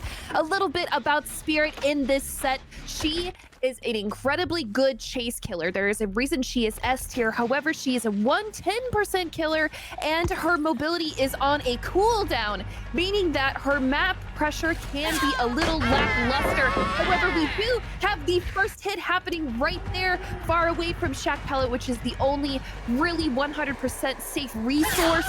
Does go for a down right here, does take it. That is incredibly early Silhey underneath the pallet. However, near where the survivors did spawn, so Zaka does have an idea that someone is stealthing around for the save. Saga over here, who is Xeno, had Sprint Burst, meaning that they could have gone for the pallet save for a little bit further away. Will Zaka be able to just get a quick tag onto them? Does not have Sloppy Butcher, so the tags aren't as punishing, instead opting for an agitation. No one escapes death, and Know-It, which is a end game perk. The first hook does happen relatively early in a Spirit set. It could go either way. Corrupt Intervention is now gone. First generator is done. That must have been a one in the middle. It wasn't the main generator in the middle of the map, which is usually survivors do want to get that one out nice and early. They don't have a whole lot of other generator progress on the map. Never mind, I lied. There's a generator here at 50%. So the survivors are sitting in a really good spot. We'll see what they plan to do. We do see Marcos here all the way over here solo, trying to pressure for the save. Does have decisive strike, so that survivor being in the hot seat is not something that is incredibly bad. We hear the heartbeat over here at this generator with the two survivors on it. Perhaps the killer will decide to pressure the map. Like I said, Spirit doesn't have the best map pressure, so her camping strategy is something that is not new to DBDLeague. And we can only hope that Pedro is making it over here in time, potentially a little bit of extra time into the corner of the map, but we do not even have the down right there because we are in time to tunnel. Silhey needs to make a nice run here because he is the survivor that is supposed to be tunneled out, and a dead hard out of nowhere. That hard against the Spirit is one of the most difficult things to hit, and once again we see the nice teamwork, but then going for the vault. That is surprising because Zeno was dropping the shack pallet for the teammate. I do believe that was some miscommunication going on right there, and now if you're asking me, there is quite a risk that Zeno is going into the locker right there to go for the inner healing. Okay, he does make that in time, but yeah, a little bit unfortunate for Elysium there. That was not the plan, and a surprising vault coming out from Silhey there. Nonetheless, you need to recover as quick as possible in the grand final. There is no time to think what happened, why did it happen. You have to stay in focus and you have to perform here. So we hope that once Silhey is rescued from the hook next time, he will be on a longer run here. Zaka scouting for the next survivor. We have a few generators on this half of the Wrecker's Yard. He's finding himself in a nice setup. Does locate Zeno here, but he gets the vault in time. Now difficult. Do I want to go for the camp on the survivor? That costs a little bit of time. Pedro coming in for the trade, so we will find one survivor staying in the basement after this, but Silhey obviously the survivor that you are looking forward to. Trying to go for the body blocks right here. Survivors can pass through though, so there's no issue with the timer that we set. 10 seconds for a pathway to be blocked. That is all in reach right here, so everything is fine. Silhey now running for his life. W holding like the next true championship. He's staying inside of the pallet, meaning that FBI Zeno is coming in, going for the potential rescue here, but whenever the survivor is waving, the killer is expecting that a survivor is around. The difficulty though is if you don't catch the survivor that is there for the pallet save, then you will lose additional time. And Silhey did still have dead hard. Oh, but the pallet save does not happen. That means that the death will be coming on to Silhey. Decisive strike, however, still in the game. That could definitely help a little bit later. Another generator getting done by Marcos all the way across the map. That means that we are now in the 3v1. 3 survivors left, 1 generator left. The map is probably split. I would be willing to bet money on it. The survivors are playing super very well, but that mid-game traffic jam happening in the shack with the shack pellet dropped does mean that the hooks have been expedited just a little bit. Another down happening onto Pedro is the unbreakable survivor, so slugging him could result in him getting up by himself. Zaka deciding to go back and go for the pick right there. Zeno does get healed. I believe that Zeno does have inner strength, I believe is the name of it now. You cleanse a totem and you can get into a locker and it heals you basically. Another hook happening into the basement, an incredibly hard position for a survivor to be in because the saves are really dangerous. We saw Zaka blocking the exit from the basement. You can body block there, however, it was oh so close. Silhey almost died down there. And another save happening right here. Will we see some more body blocking shenanigans? A little bit of tidbit of information if you're new to DBD. The killer's hitbox is actually smaller on basement stairs. That is because of situations just like this back when in-game collapse was first introduced. They didn't want killers body blocking people in the basement for too long, so you have a slightly smaller hitbox on the stairs. However, you still can go back and forth, keep them down in there, try to wait out the 10-second borrow timer. However, Zaka does not continue to go for Pedro, who was the hook in the basement, instead goes for Zeno. Now the Spirit has 3 fresh hooks. She has 5 stages right now. Pedro healing himself over here with self-care botany, and Marcos somewhere out there just waiting, patiently waiting. What do the survivors plan to do in this situation? The hook happened to the one generator that has a lot of progress. Oh, this map is actually not split at all. Look at that! The generator there in Shack, the generator near the hook, and then right there next to Zaka. This is gonna be a tough situation. We might see another scenario that just happened like the Hillbilly, where the killer is an S tier and can just pressure the map. We'll have to see what the survivors can do to get out of this tricky situation. Yeah, basically what our survivor team unfortunately faces right now is the entire Wrecker's Yard being shrink down to a quarter of what the Wrecker's Yard usually is. We are playing on 20% of the map size, and for Zaka that is a luxury position, and that is not something that you just earn by being lucky. 3 gens like this that we are currently seeing, they are pretty common on the Wrecker's Yard. You mentioned it earlier, it's important usually to break that shack gen, because this one can be chained on the left side, on the right side, into multiple other gen setups. And therefore, Zaka, with his pressure, with his hook location, and keeping an eye on his survivor, has really earned for himself this setup, and now he's all in for taking the benefit out of that.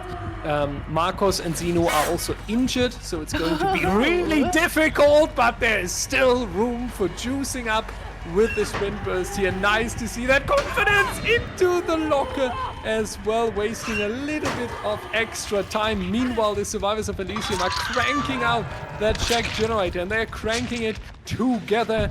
Will it be successful? The answer is they might actually make that. If they are going for it, they might face the 4K, and they might need to go into the full 4K, but this is the final chance they have. There's going to be the pickup, and that's going to be the generator being completed instead of having the space and trying to kick the generator. He was going for the pickup because the survivor was faking it. They totally pranked the killer there. Pedro now into potentially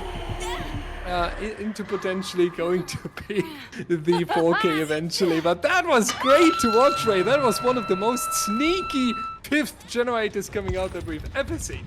Oh, yes. In case you guys missed it, what had happened there at that scenario right there. When you kick a generator, it does regress by a lot. So what the killer tried to do was to kick the generator and prevent it from getting done. However, Spacebar picks up survivors and kicks a generator at the same time. So when the killer went to go kick that gen, it instead switched the prompt to the survivor on the ground. And instead of kicking the gen and preventing it from getting done, the survivor was picked up instead. That one little interaction can make a huge difference. That is the difference between a 4K1 and a 4K0. One entire generator's worth.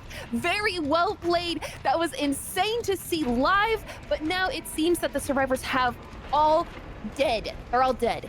Except Marcos is crawling over here to the corner, but like we said earlier today, bleed outs count the same. So if Marcos were to just bleed out on the ground, that means that this is just all points rewarded. 4K0, very well played. However, Spirit sets, I don't know if this is looking so good for the other side, because Spirit sets can sometimes see outs, right? Like Zaka kind of expected gens to get done. You can see that in his build. He has Hex, no one escapes death, because sometimes outs do happen against Spirit. She is the one S tier killer where you can sort of expect it. So we'll have to see what the other side decides to do. This was an Eternal killer pick, so this is an incredible result to see from them. We'll have to see if the Elysium Spirit will be able to pull out the same result to either meet or beat it. Marcos is bleeding out on the ground, however, at this point, honestly, like, they could just DC. Come on, man. Come on. Although we kind of frown upon DCs. Yeah, look at that. Don't- Zaka staring at him on the ground. Look at him. Yeah, why are you crawling away? The game is over. Okay, he's going up on hook. GG next. Don't listen to me. Don't DC from your matches, okay?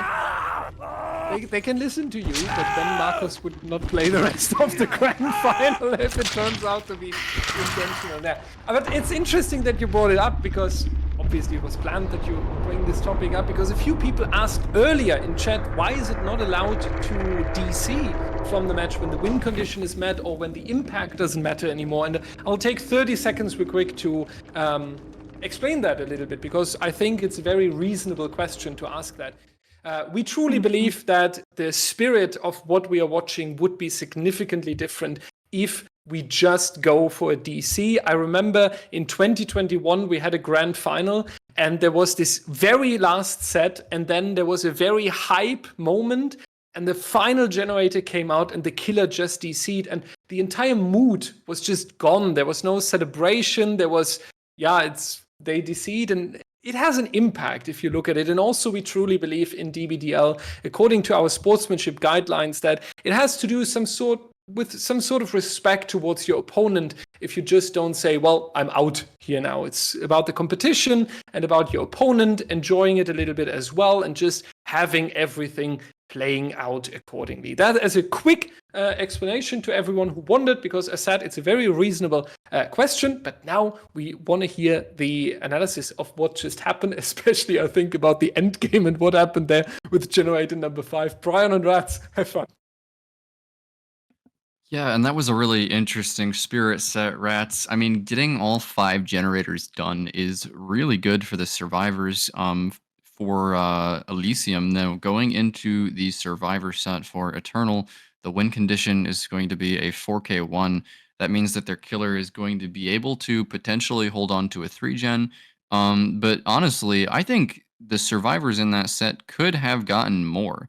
There were a few moments there, Ratz, where I feel like there was kind of a breakdown in communication as far as taking hits or even taking it down. What comes to mind is that moment at the shack where Xeno attempted to drop the pallet for Silhe, and there must have just been some miscommunication there because Silhe just died.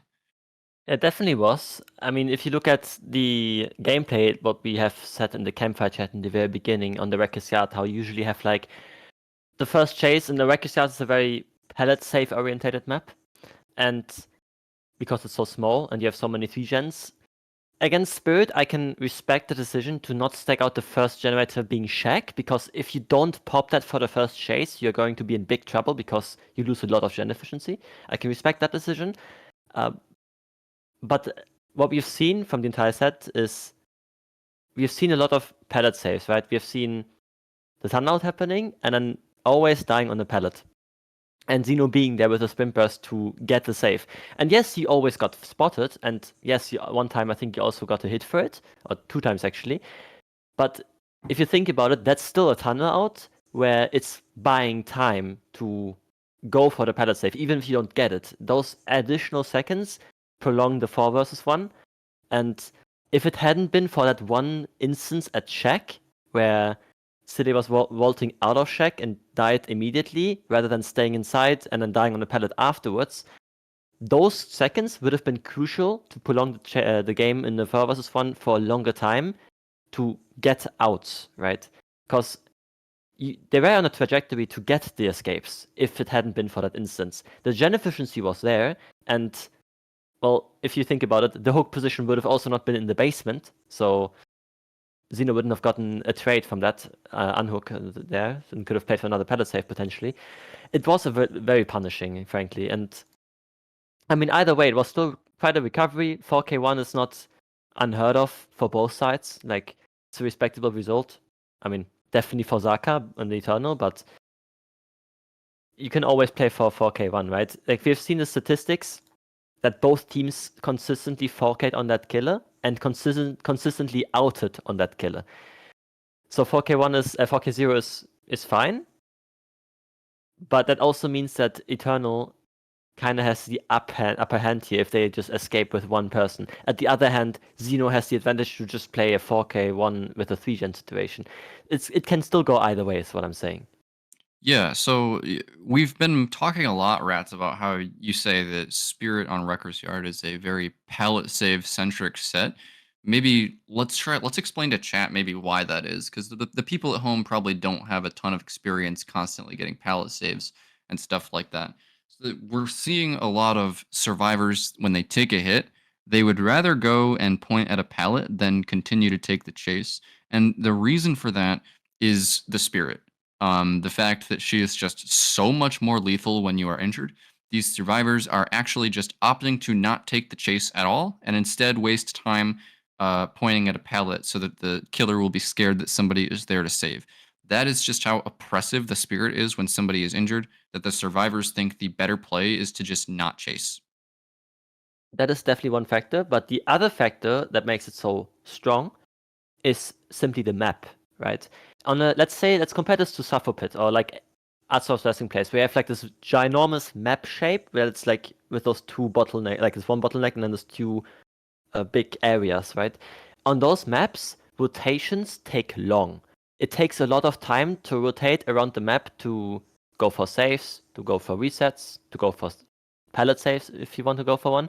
So on those instances, it's always better, or most of the time it's better, to just die deep in the corner in the edge map, and then have the other three survivors split generators, and then pop them and come around, split the map, and so on. But in a map like Wrecker's Yard, dying corner is still worth it, but on the other hand, the map is so small, the rotations are always quick, and no matter where you die, the hook can be brought to a location where it's punishing for you. Agitation, I believe, is allowed on Spirit. So if the teams were to bring it, they could. It is allowed on Spirit. They could bring it and then just drag the survivor from wherever they die to a 3-gen they want to play, or be at basement, right? And because of those instances, you want to be able to play for the pallet save early and always play for it because it buys extra time to pop the first generator that might not pop otherwise. Or to just straight up buy time and extend the first tunnel out that's happening because the rotations are not as punishing as on other maps like Suffopit. Yeah, very well said there, Rats. So we're going to be loading into the next trial now, which is going to be a 4K1 win condition for Xeno on the Spirit. Extremely strong killer player here. Very intense game coming up. So with that, we are going to be throwing it back to Direwolf and Rayoxium once again. Good luck in the trial, everybody.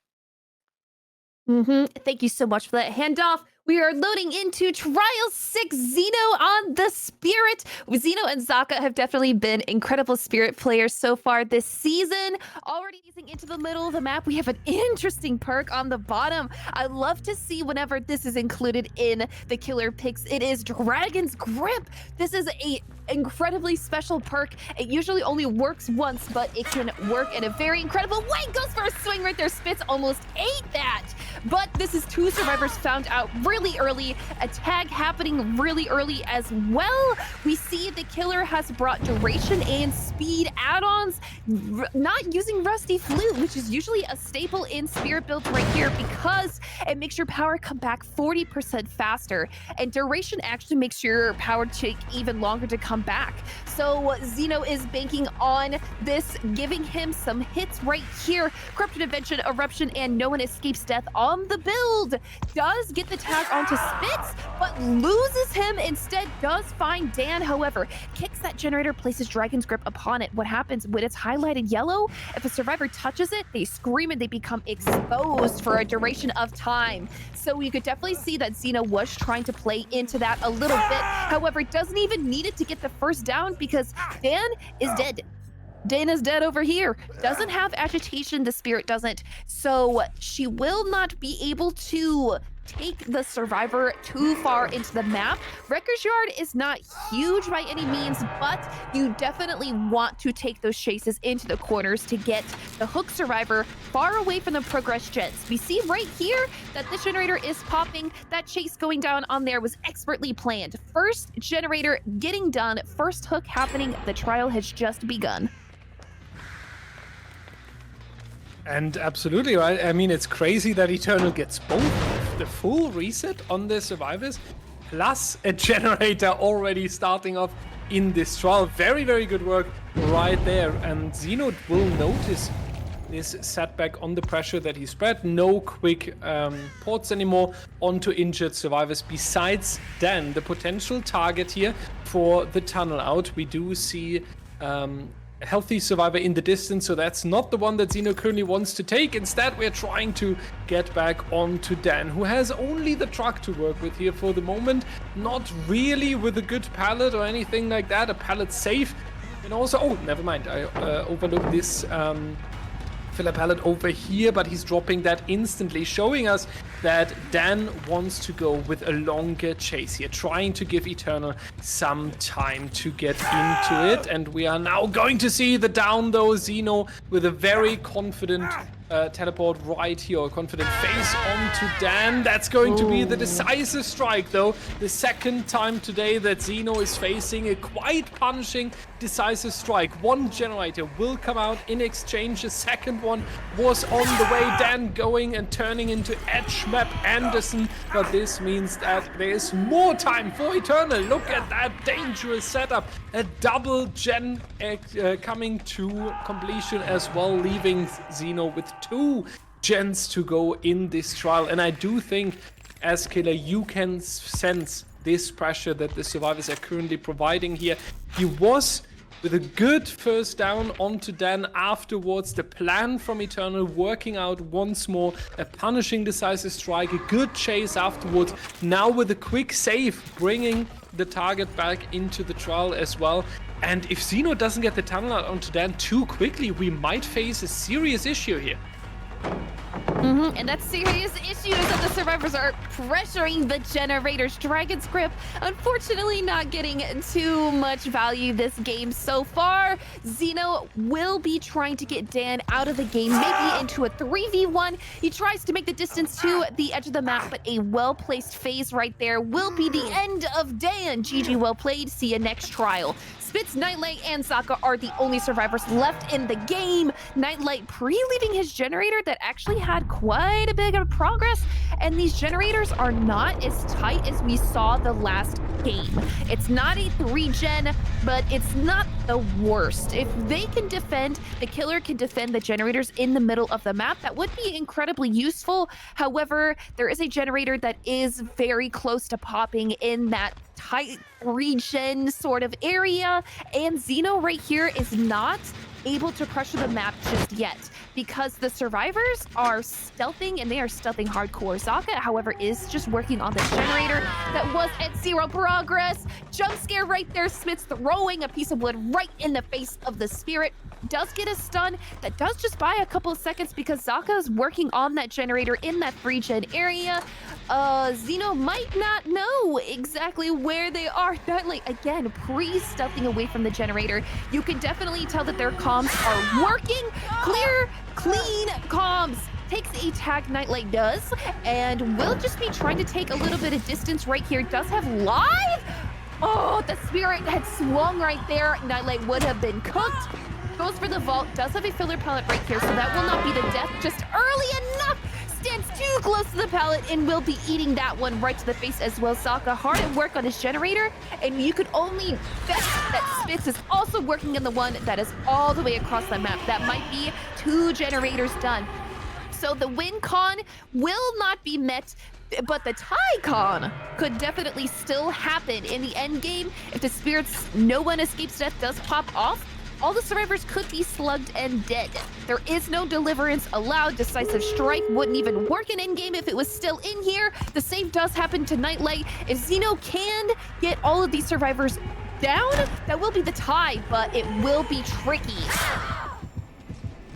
And imagine if this tie would come through, Ray. After 1-1 overall, now a tie on the Spirit set. That would be the most incredible start into a grand final that we ever witnessed. But the survivors of Eternal know that as well. They know how much it would benefit Elysium here to come in with an unexpected speedrun in the endgame, and how much it would build up Xeno's confidence to keep them under control once again after the previous Billy set went in a quite similar way. That's going to be the vault from Nightlight. We remember the light So that's going to be enough distance right here. And since Zaka and Spitz have already picked up each other, that's going to be enough time over there. Very likely to go for an exit gate. Nightlight now making a very nice period here after Zeno has taken the phase around. But I do think Spitz and Zaka were on that other exit gate. And time, never mind, Spitz is walking over towards Nightlight. Zaka working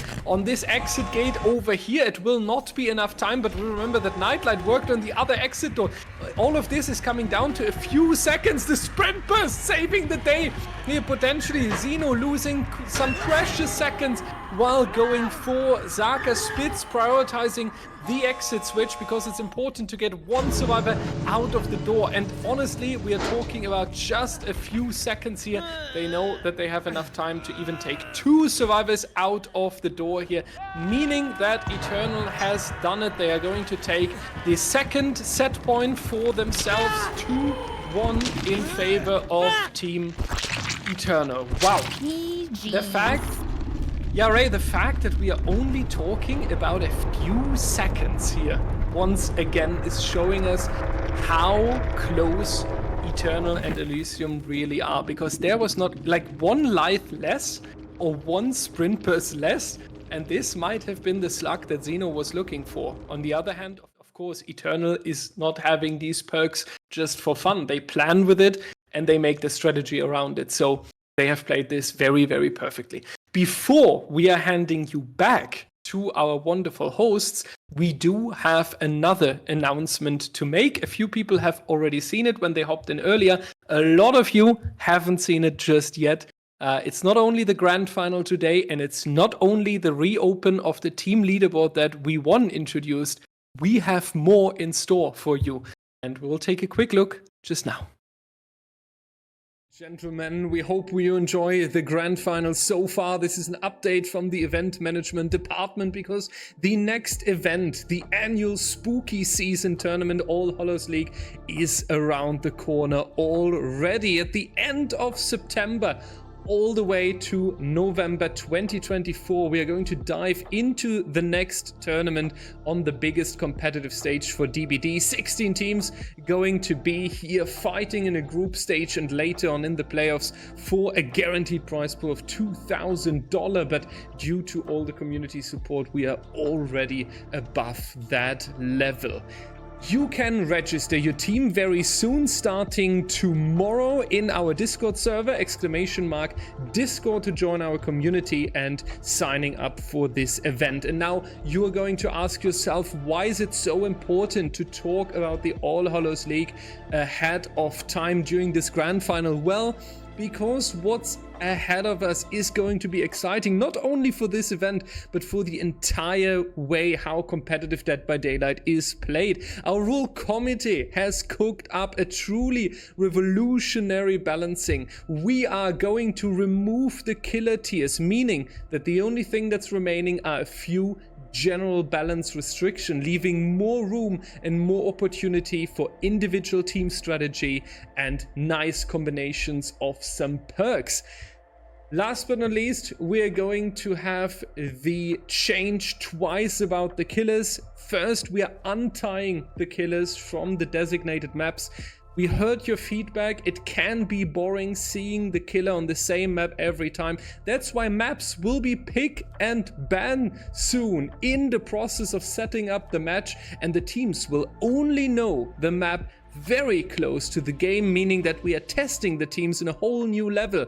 Can you deal with what you're facing, basically?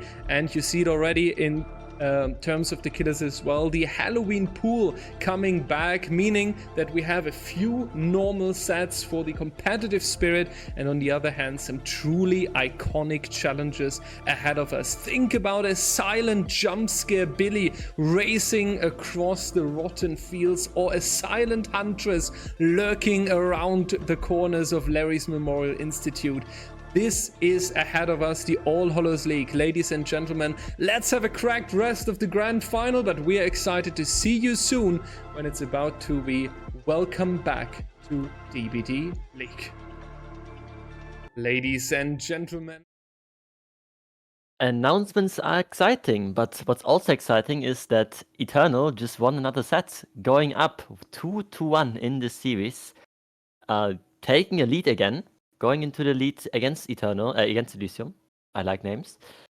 In a very nice fashion, I gotta say. Like that game, if you argue about great gameplay, that was basically flawless from Eternal. They haven't done any mistakes, unlike Elysium, and ultimately that's what made them win this set.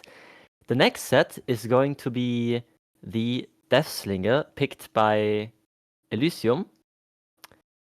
In fact, if you're looking at the statistics, there are basically no statistics. Eternal has played one game, but apart from that, Elysium has picked the set, but they haven't even played a game in Season 9 of this set. Prion, what do you think is going to happen in this match? Yeah, very well said, Ratz. With the score 2-1 in favor of Eternal, going into the Deathslinger set, it is Elysium's pick, like you said, and there's not a lot of data on this set whatsoever. Elysium here needs to be feeling confident because if they go down here, then it's going to be on match point for the whole for like the entire finals. But we can't forget about the Joker set possibly coming into play at any point. Elysium still has yet to pull the trigger on that, which I think is very interesting. So I think that's what we need to focus on as we go into these next sets. When is Elysium going to use that, and how is it going to affect the match? Do you think that we are going to go up until the tiebreaker and each team just wins their own picks? Honestly, at this point, it's looking like that might happen, Rats. I mean, we've been seeing it so far.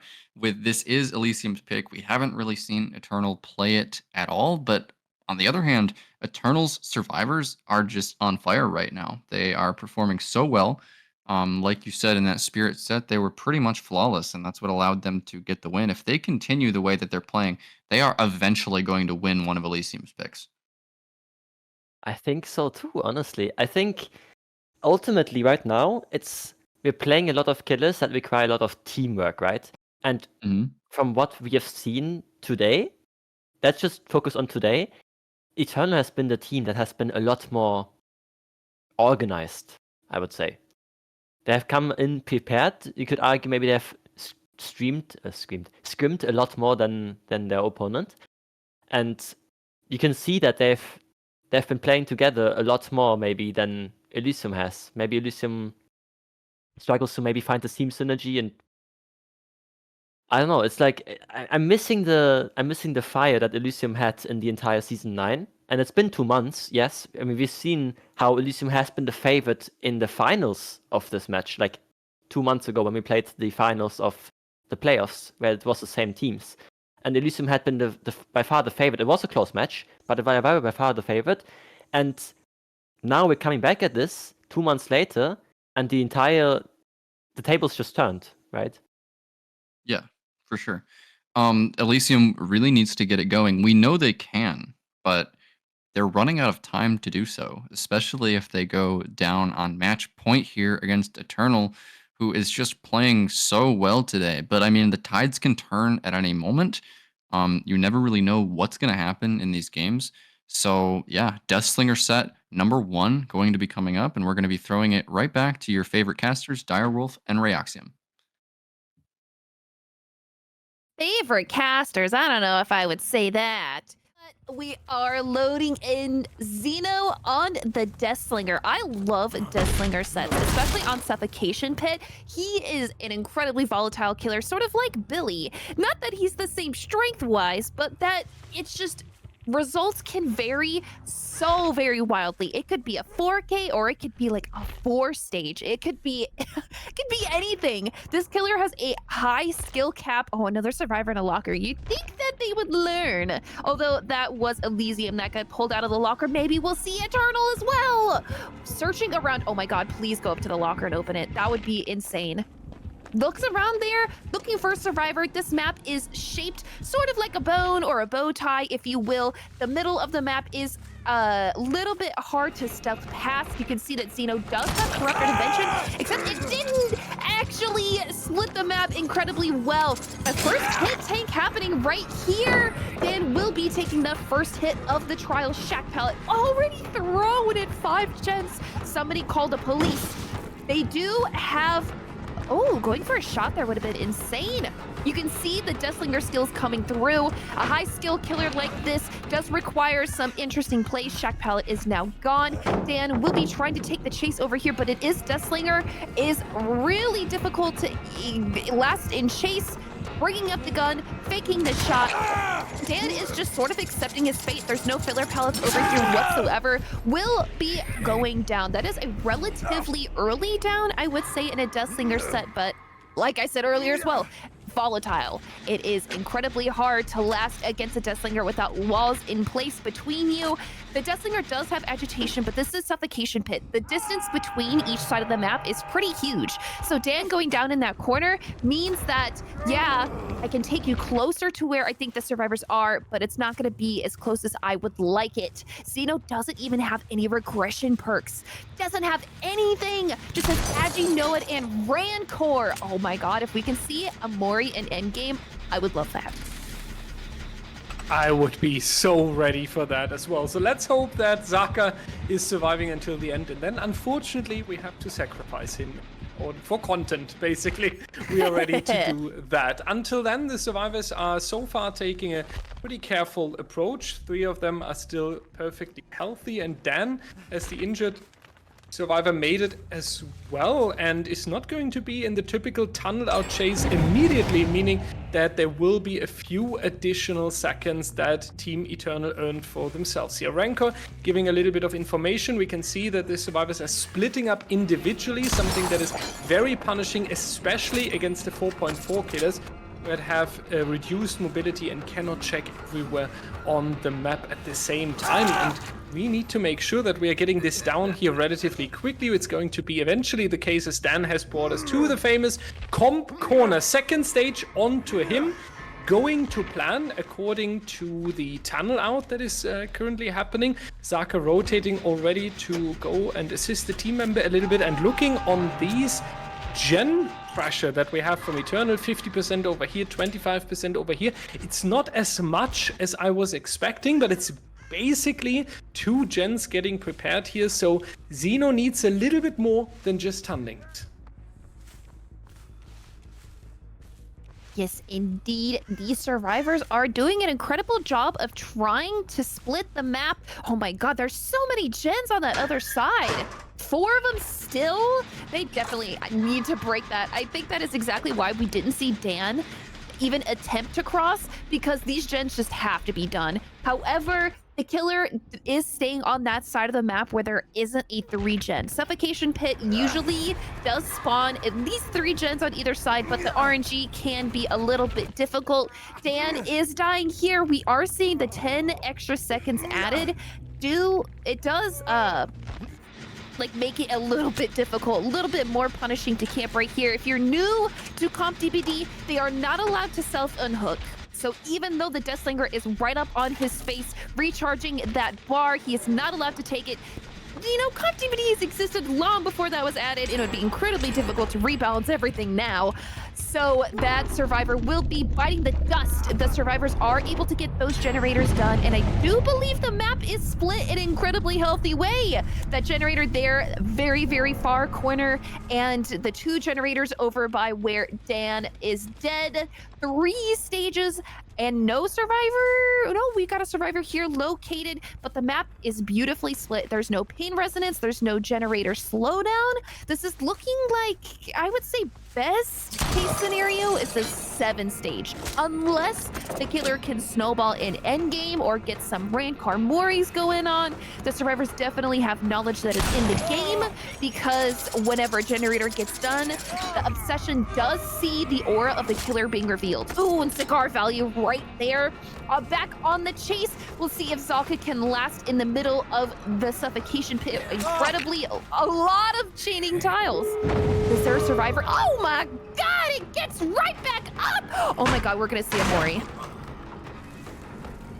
And now it's going to be so difficult here to keep track of all the survivors of Eternal that are swarming around here. Zaka needs to be down, but is able to dodge the shot. We have Nightlight and Spitz going for the exit gate. You need to make a decision here who you ultimately want to chase, and we are once again going to be back onto Zaka here. But what a mid game from Eternal. So much pressure and efficiency. Xeno a little bit struggling here with the Slinger. Yes, it's a 4.4 killer, and he's relatively weak when facing so much pressure. But Eternal has truly made a very, very exciting game here. They are moving on, trying to get more set points, and they will make it in time, even breaking the Know-It at the top side. So will we see some very, very late incoming save onto Zaka? Maybe not even saying, let's take 2 survivors out of the door, maybe even going back and saving Zaka here. Xeno will expect that. He will lurk for the survivors that are potentially coming around. They would need to reach him though before he's coming back, because we were hoping for some rank, and we can only hope that the animation will not be in the wall. That's my biggest fear right now. Come on, who are you? I swear to God. No, he's gonna. Oh wait, maybe he's picking him up and putting him in a more scenic position. I swear to God, Xeno. So. Oh, thank God. Oh yeah, let's go. Truly unique moment. I think this is one of the only Rankomoris that we've seen in Season 9. I do think we had one other in the entirety of 11 weeks, but this is a great finisher, even though the trial, when we are talking from the POV of Elysium, is potentially not what you were looking for. 6 stages is not really the result where you say, we have put a lot of pressure onto the opponent, and only 2 individual survivors being hooked is also not so cracked in that regard. Let's see from our hosts, Prion and Ratz, how do you see this trial that we just faced, and what is needed for Elysium's survivor team to keep up with this? Thank you, Dyer. And Eternal just continues their extremely clean survivor play in this Deathslinger set. 6 stages, 2 fresh.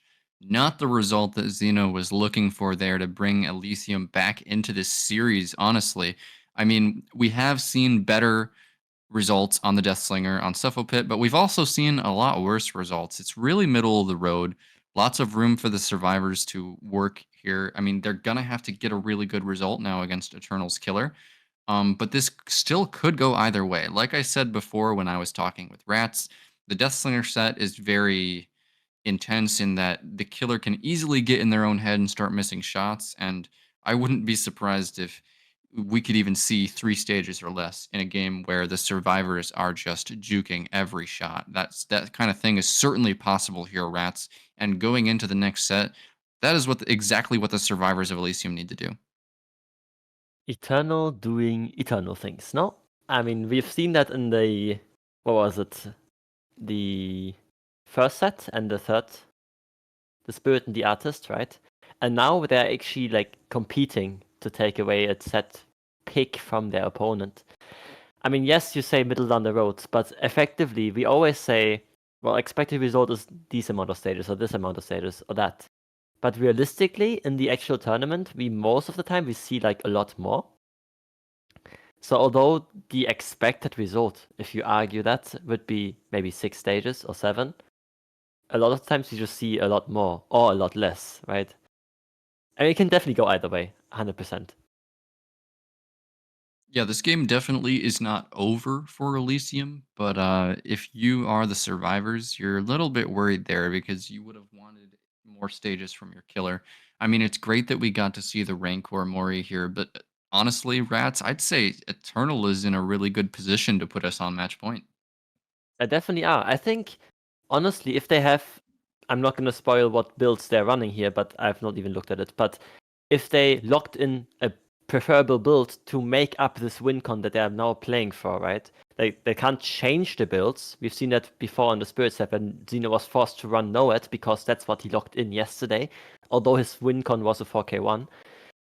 Depending on what Zaka has locked in here, he might be in for a very, I don't want to say easy game, but let's say you have 4 gen perks and you don't get the stages. You really struggle to slow down the gens, and you end up not getting anything in the end game because you're missing the Know-It.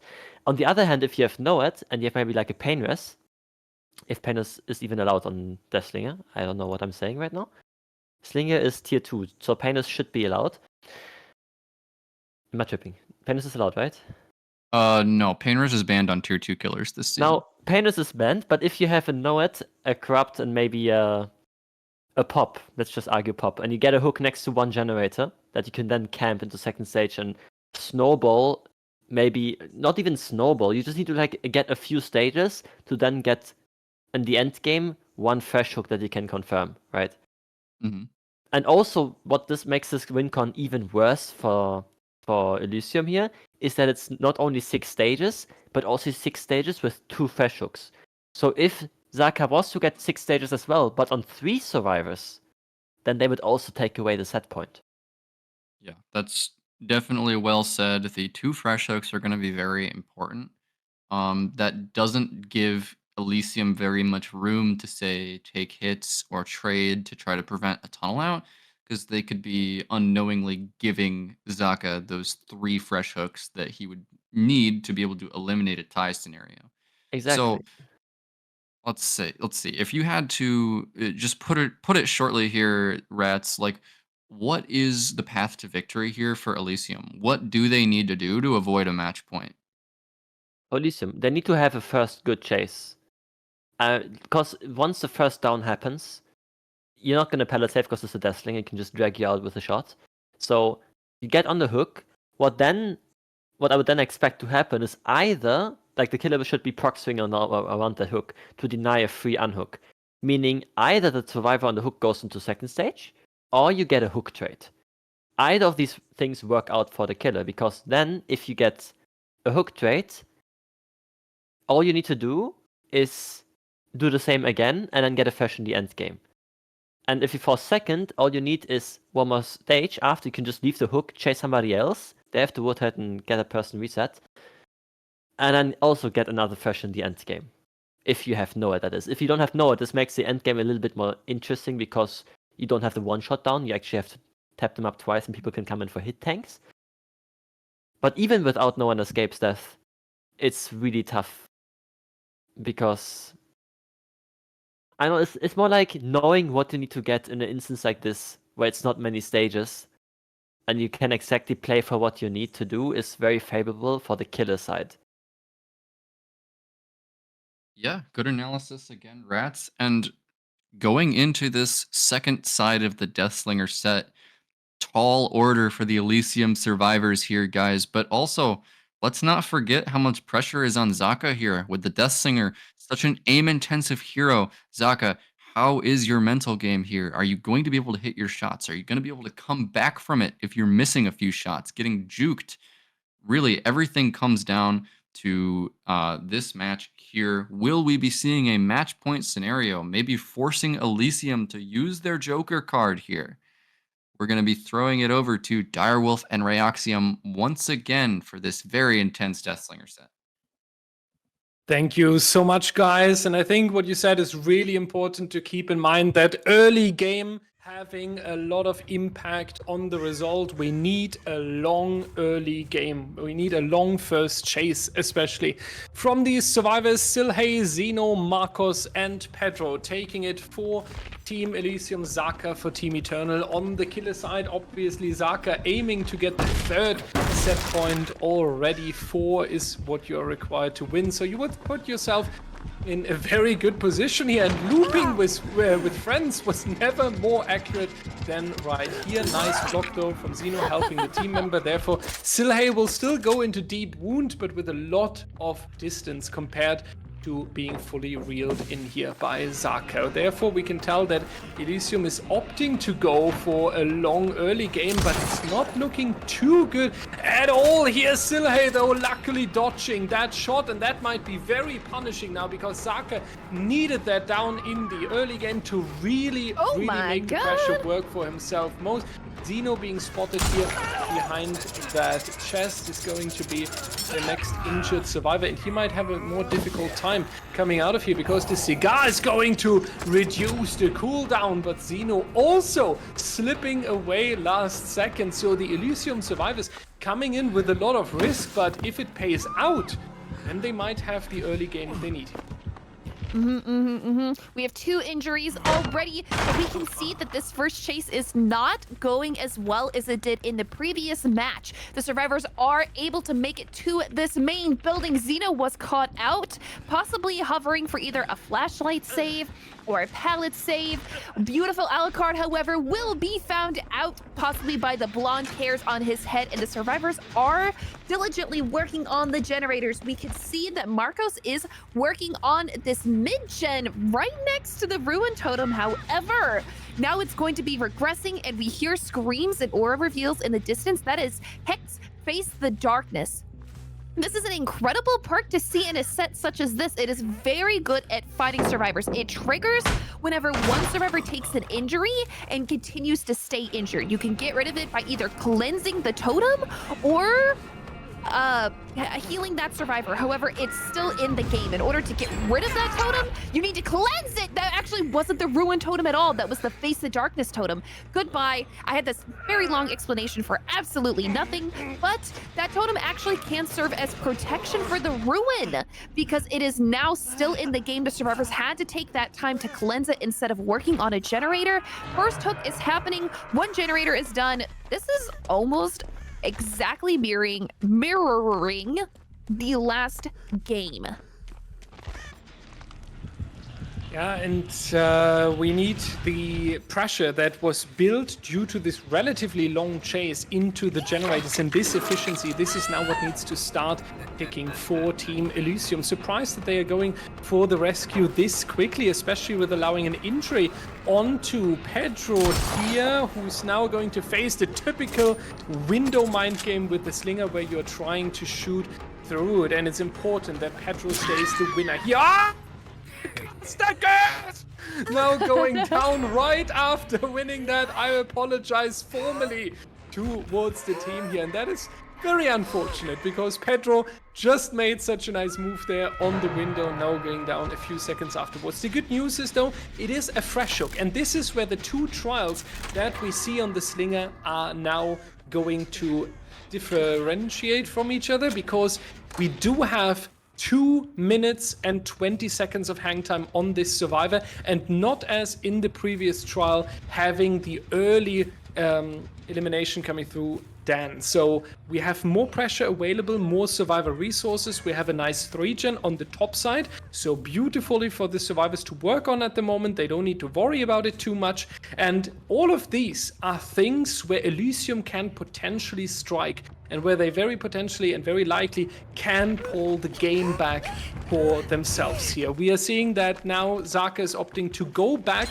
towards the hook, making sure that the survivor is going into the second stage. But we see one survivor rotating who would like to prevent that, and that is Marcos coming in as the hero here, and they are trading these hook stages very, very beautifully, making sure that always 3 survivors are in the trial. One of them is chased, the other 2 are able to work on the generators, and with that Elysium might be able to prepare something really big. We are halfway through the win condition for Zaka. This is our 3rd hook stage overall. It is also the 3rd fresh survivor. That means we can only have 5 stages overall. Otherwise, that's going to be a win for Eternal because of that 3rd win condition. So Marcos dying, everyone else escaping basically, or just 2 more stages on anyone else. It's definitely a high time. Especially because the survivors are most likely anticipating NOED. That is a perk that you tend to see a lot more these days, especially because they've scattered out Corrupt Ruin and Face the Darkness.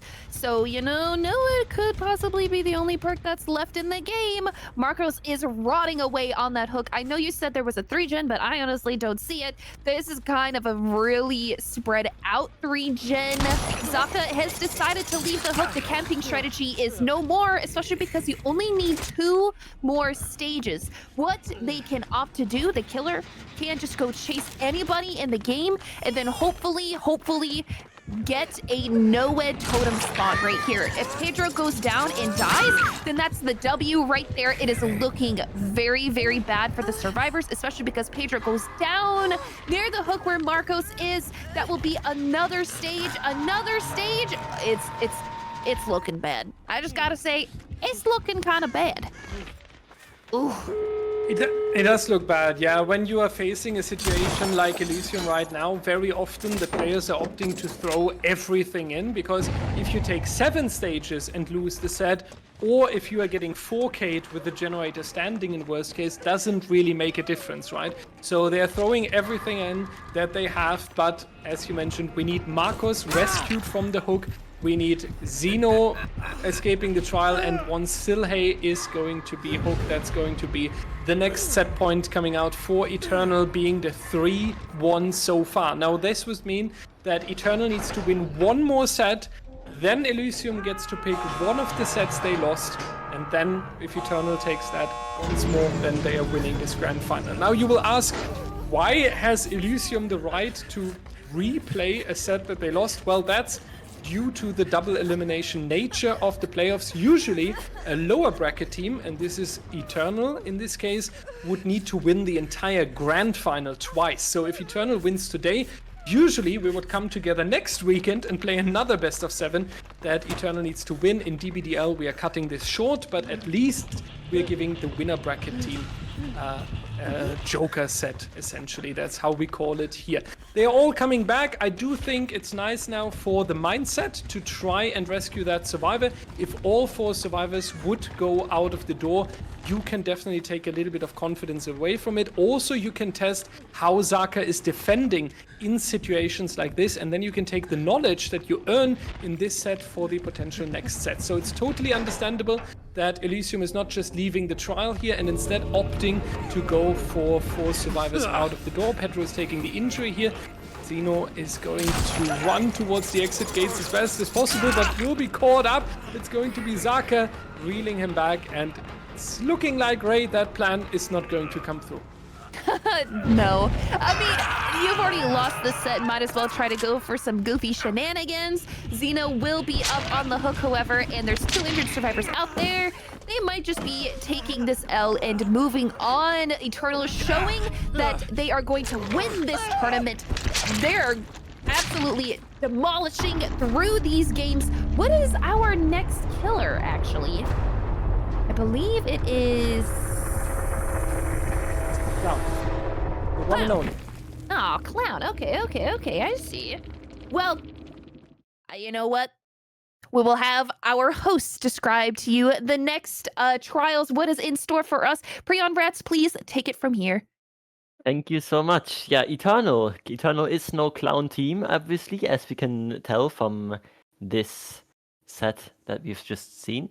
But let's see if they can play the clown themselves, because clown is very much a killer where you need a lot of teamwork and coordination, as we've seen in the other sets, to deny a lot of stages.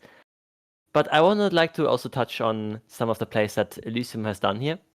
We have where you have said in the beginning that these 2 matches that we've seen in the beginning looked out to be basically exactly the same, right? 1 gen pops, we have 1 hook happening, and everybody else healthy. But the one major difference there that I would argue would be actually was a lot punishing for Elysium was that the first hook was actually on top of a generator that spin progressed, meaning Ruin was eating away on the progress of it, and ultimately that led into them feeling like they were forced to be saving a lot earlier, to be popping the generator and not be losing the efficiency, which cut down on a lot of time that they had. And they did split up the hook stages amazingly in a way that they wanted to go into the end game with then everybody else alive to take hits for another and try and take the escape. It didn't quite work out that way, but it was honestly kind of close, if I do say so myself. Prion, what do you think about that game? Yeah, like you said, it was pretty close, but just Eternal gets the edge once again. Their survivor play was just a little bit cleaner. And I mean, that's like match point, isn't it, Ratz? It's 3-1 now. So going into this clown set, and another thing that I want to mention is that Eternal taking this Deathslinger set breaks the whole pattern of teams winning the set that they picked. That was an Elysium pick right there. It does. That's actually very interesting. Now, that is obviously really good for Eternal, because now that means when we get to play a Joker set, they can either choose to play one of the sets that Eternal picked, or they have to pick the Deathslinger set, which they might now very well be very comfortable on, right? They have played it very clean, and it comes down to like the small differences in those games, like just the difference between being hooked on top of a generator that's been progressed, which led into them being slightly less efficient and giving Zaka a bit more time for those chases to get those hooks that he needed, right? Like, it was basically just 6 stages versus 7 stages if they had taken the outs. It was basically just 1 stage difference, but obviously they went for some shenanigans because they were trying to maximize the result there. Yeah, Now, it's really interesting that you point out that Elysium losing their pick here actually opens it up for them to potentially re-pick that down the line. But Eternal here has definitely made a showing that they are not uncomfortable on the Slinger set. So going into the Clown set now, this is going to be an Eternal pick, and like Ray said before she handed it off to us, this is a killer that requires a lot of teamwork. Ratz and I talked about before, pallets are going to disappear very quickly against the Clown, but the survivors are also going to need to be taking body blocks against this basic M1 killer that happens to have a really strong chase power.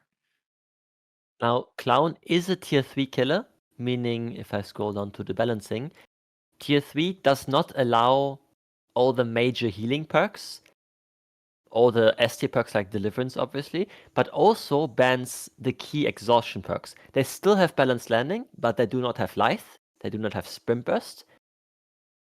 Yeah, they don't have the major healing perks like We Will Make It or Botany, for example, or Inner Strength, even Inner Strength is banned. Overcome is banned. Like, it's a lot of...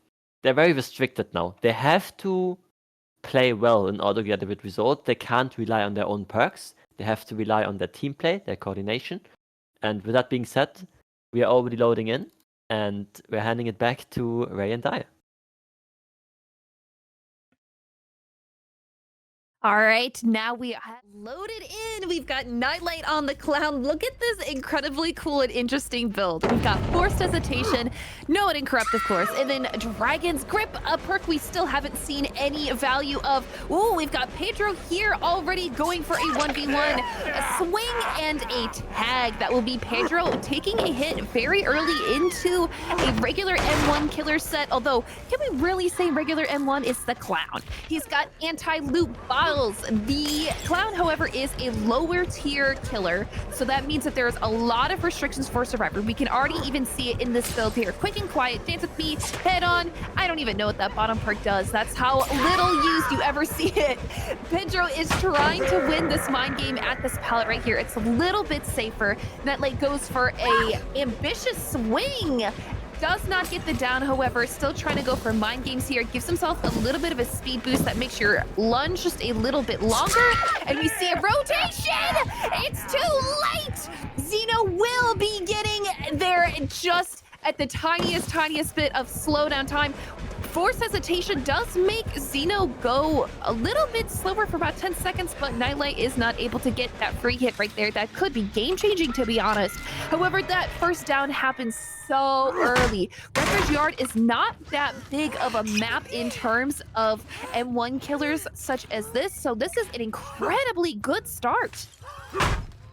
Absolutely, yeah, and it's heartbreaking to see that these things that Elysium has in their team chemistry and cooperation worked out at the beginning of the best of 7 very beautifully, and here a little bit of a delayed rotation to take the hit, and of course you're under pressure now. Eternal has 3 set points already, the 4th one is potentially around the corner, so you are now not in the position anymore where you can make any mistake, and then things can fall apart a little bit. Very unfortunate for Elysium, but they need to make sure now that they are pulling themselves together and that they play with their full strength here, because they would really need this Clown set to put it back into a 3-2. And how you get that is either by getting a nice save onto Pedro and then into a long chase, making sure that he's not going to be tunneled out, or you're going to be efficient as hell. And that's what Elysium is currently doing. One generator while Pedro is on the hook, 60% on another one,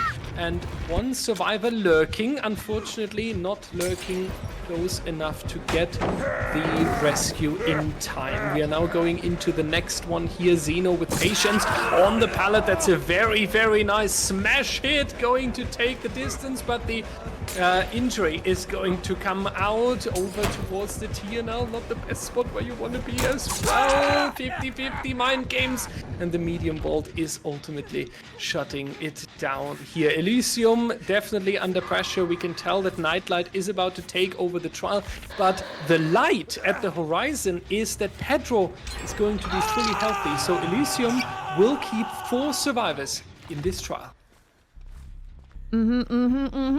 Pedro does get away and is probably going to take the rest of this trial and become incredibly stealthy. However, there are 2 generators left, so do you even have that luxury to just try to prevent one survivor from being taken out of the game? Xeno is placed upon the hook right there, and Marcos is just hovering, possibly for the save. However, this time being spent not actually on a generator could come back to bite them in the ass later. A survivor is found. It is actually Pedro, because that scream is a Claudette scream. Xeno does get...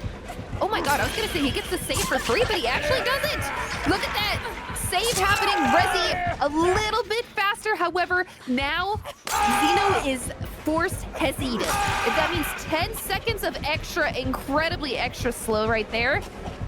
Waiting out the 10 seconds, waiting out the built-in borrow time. Yes, indeed, trying to subvert the mechanics for DBD. Stands up to get one last cough in, throws a bottle to get a little bit of faster speed, getting back to the hook. Marcos is on the ground, but Nightlight is coming back to the hook right there. We did see one of the survivors try to go for the pickup onto Marcos, but it was not successful. Scratch marks leading away from the hook. Nightlight knows where everybody is. Possibly knows that Pedro is trying to work on the generator in the middle of the map. This is sort of a 3-gen. It is an M1 killer, however, so 3-gens are not the easiest to defend, especially with 4 survivors still in the game.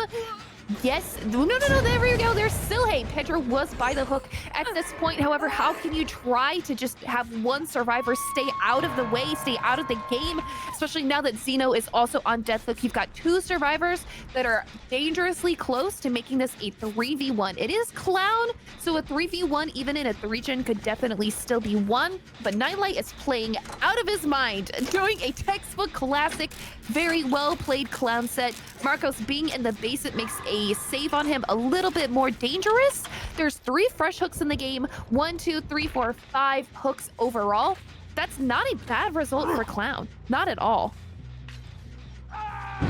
Absolutely, and what a lot of people might not know, Nightlight is actually quite famous with his comp Clown. The problem is that it's not really a set that appears too often, and therefore it's flying a little bit under the radar compared to Nightlight's Mastermind or the Nurse. But the Clown and Nightlight are actually going hand in hand, and I do think we see that here. He doesn't even need the elimination so far to keep a good pressure. Instead, he's going to farm and collect these individual fresh hooks. Silhe is going to take the next injury. We'll try to get as much distance as possible from the shack inside of the pallet, but Nightlight does get the down here. Are they setting up a pallet save? The answer is no.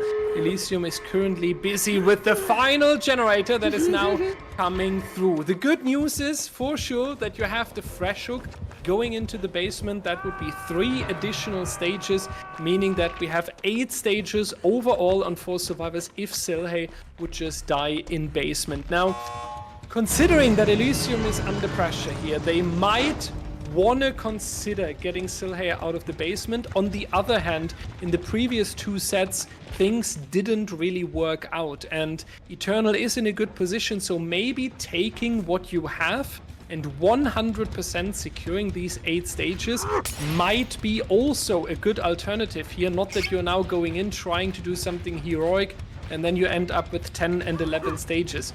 Ray, what would you do as the most cracked tactical advisor that DBDLeague has ever seen? Would you take the risk going back or say 8 stages, that's enough? A stages is a hard result to beat. That is an incredible ask. You can definitely see the survivors are trying to decide. You have Claudette over here. What could possibly be what they're planning to do is even if somebody does die, they want it to be somebody who is on death hook. Even to save one stage would be great. We actually saw Nightlight look around to see if he could find where his no-ed was. Oh, look at this! Look at this masterclass clown playing. Everybody is injured. Forced hesitation! Oh no! The survivors didn't take this into account! Look how many people are going to be dead because of this. Even Ace is not safe. This is gonna be difficult. Yeah, see, the survivors tried to just save at least one stage, but man, it is definitely looking rough for the survivors because not only will Pedro be biting the dust. Oh wait, no, there's a survivor. They did get picked up. Oh man, this actually is going according to plan. Look, Nightlight is a little bit indecisive in what he wants to do. Silhey actually worked 2 stages. I thought he was death hook, my bad. So he did go for the most stages right there. The survivors did try to make a play. However, it is the same end result as if they had just ran out of the gate. Nice try, but that is an incredible result right there for the clown. Same result with a lot of chaos, noise, and sweating, at least on my end, because it's good that they kept the 8 stages, but I feel like this could have done a lot more chill and a lot more confident than that. Well, it is understandable. They are in a difficult scenario at the moment. 8 stages, Ray, you picked on it. It's definitely hard to beat. You would need 9 stages on 4 individual survivors. So let's ask our wonderful hosts, how do you get 3 kills, essentially, 9 stages as the clown? Yeah, 8 stages, 4 fresh for Nightlight on the clown. That is definitely a lot more stages than you would want to be giving to a basic M1 killer on the Wrecker's Yard. Elysium, honestly, Ratz is kind of backed into a corner here after that Survivor performance. They definitely are. I mean, we've talked about how Eternal has been showing the confidence in the team play and the organization. And Nightlight is honestly just perfectly capitalizing on, I don't want to say their mistakes, but like Elysium struggles to play optimally, I would argue. So you saw how Nightlight was able to not only collect for a few stages before the end game, but managed to collect all the fresh hooks, 2 more additional stages to the death hook, so 5 stages before the end game, and then a full fresh hook on top of that, and managed to also secure it fully in the basement. I mean, saving that in its own, it's really difficult. But I also I think you have to comment on how well Nightlight managed to deal with this, right? You had the Desmond, can't speak. You had the death hook person running in and trading, while the other 2 survivors were upstairs waiting, but also giving out a hit to Nightlight that then allowed Nightlight to just snowball out of the basement to not have anybody come in for additional hits because everybody was injured already. That was just really well played by him as well. But also the entire mid-game and how Nightlight managed to buy himself time to allow for more chases, more stages, and ultimately a really good result. I would not be surprised if Eternal takes this home because 8 stages on a clown is really difficult to beat. Especially when it's going to be Zeno here playing the clown, a killer that he did not pick, killer that Nightlight is most known for out of a lot of his mains. Like, if you say comp clown, everybody's going to think about Nightlight first. He was like the first one to pick it, the first one to really show how strong it can be. And he's just crafted a win condition here for his survivor team that is honestly not hard to reach at all. And that is exactly what you want from your killer in such a high pressure set in a grand finals. Just peace of mind for the survivors. They just have to get in there, play normally, don't make any huge mistakes, and they will be able to take this set. 8 stages, 4 fresh for the clown is really a tough win condition to beat. Like, especially on the Wrecker's Guard where the pallet density is so tight. It's pretty easy for the survivors to have a decent run against the clown, especially if they are on point with taking hits, just like Eternal has been all day today. Their survivor gameplay has been so clean. There have been minimal mistakes from Eternal. They've really been showing us why this series is 3-1. and why it might actually be about to go to match point and forcing Elysium to use their winner's bracket Joker card. I don't even think they need to go for any fancy plays like a lot of hit tanks or anything like that, because if you just play the game straight down gameplay wise, meaning you just beat up a few pallets and then die in a good corner, I think just doing that alone is going to secure you like a solid 7-6 stages as a result. If it goes badly, right? If the chases are really short. But if the chases are somewhat meaningful and die in a good position, it's going to be really tough for Xeno, because he will not be able to play for timer out or secure stages, because if he does, then all the gens are going to be flying. He has to play off pressure, get quick chases going. And if you start taking hits for another, this is where you allow Xeno to snowball, because everybody starts being injured, right? I would rather argue just die in a good corner, die in a good spot, put up a few pallets, and call it a day. And Yeah, if you're Xeno here, the only way that you can possibly play for a tunnel out is if you pull somebody from a locker or 2-tap them in less than 30 seconds. yeah, That's how short the window is here. if you are Elysium, what do you think are they going to do in case they lose this set? What set are they going to choose to replay? That's all going to come down to what Xeno feels the most comfortable on. So Elysium here, they could pick the Slinger set, they could pick the Spirit set, or it was the Artist set, I think, that they could also pick. I think those are their three options here. And now if they lose this Clown set here, they could also pick that. But given how good Nightlight is on the Clown, I don't think that one's very likely. So the choices then would be Spirit, Artist, and Deathslinger.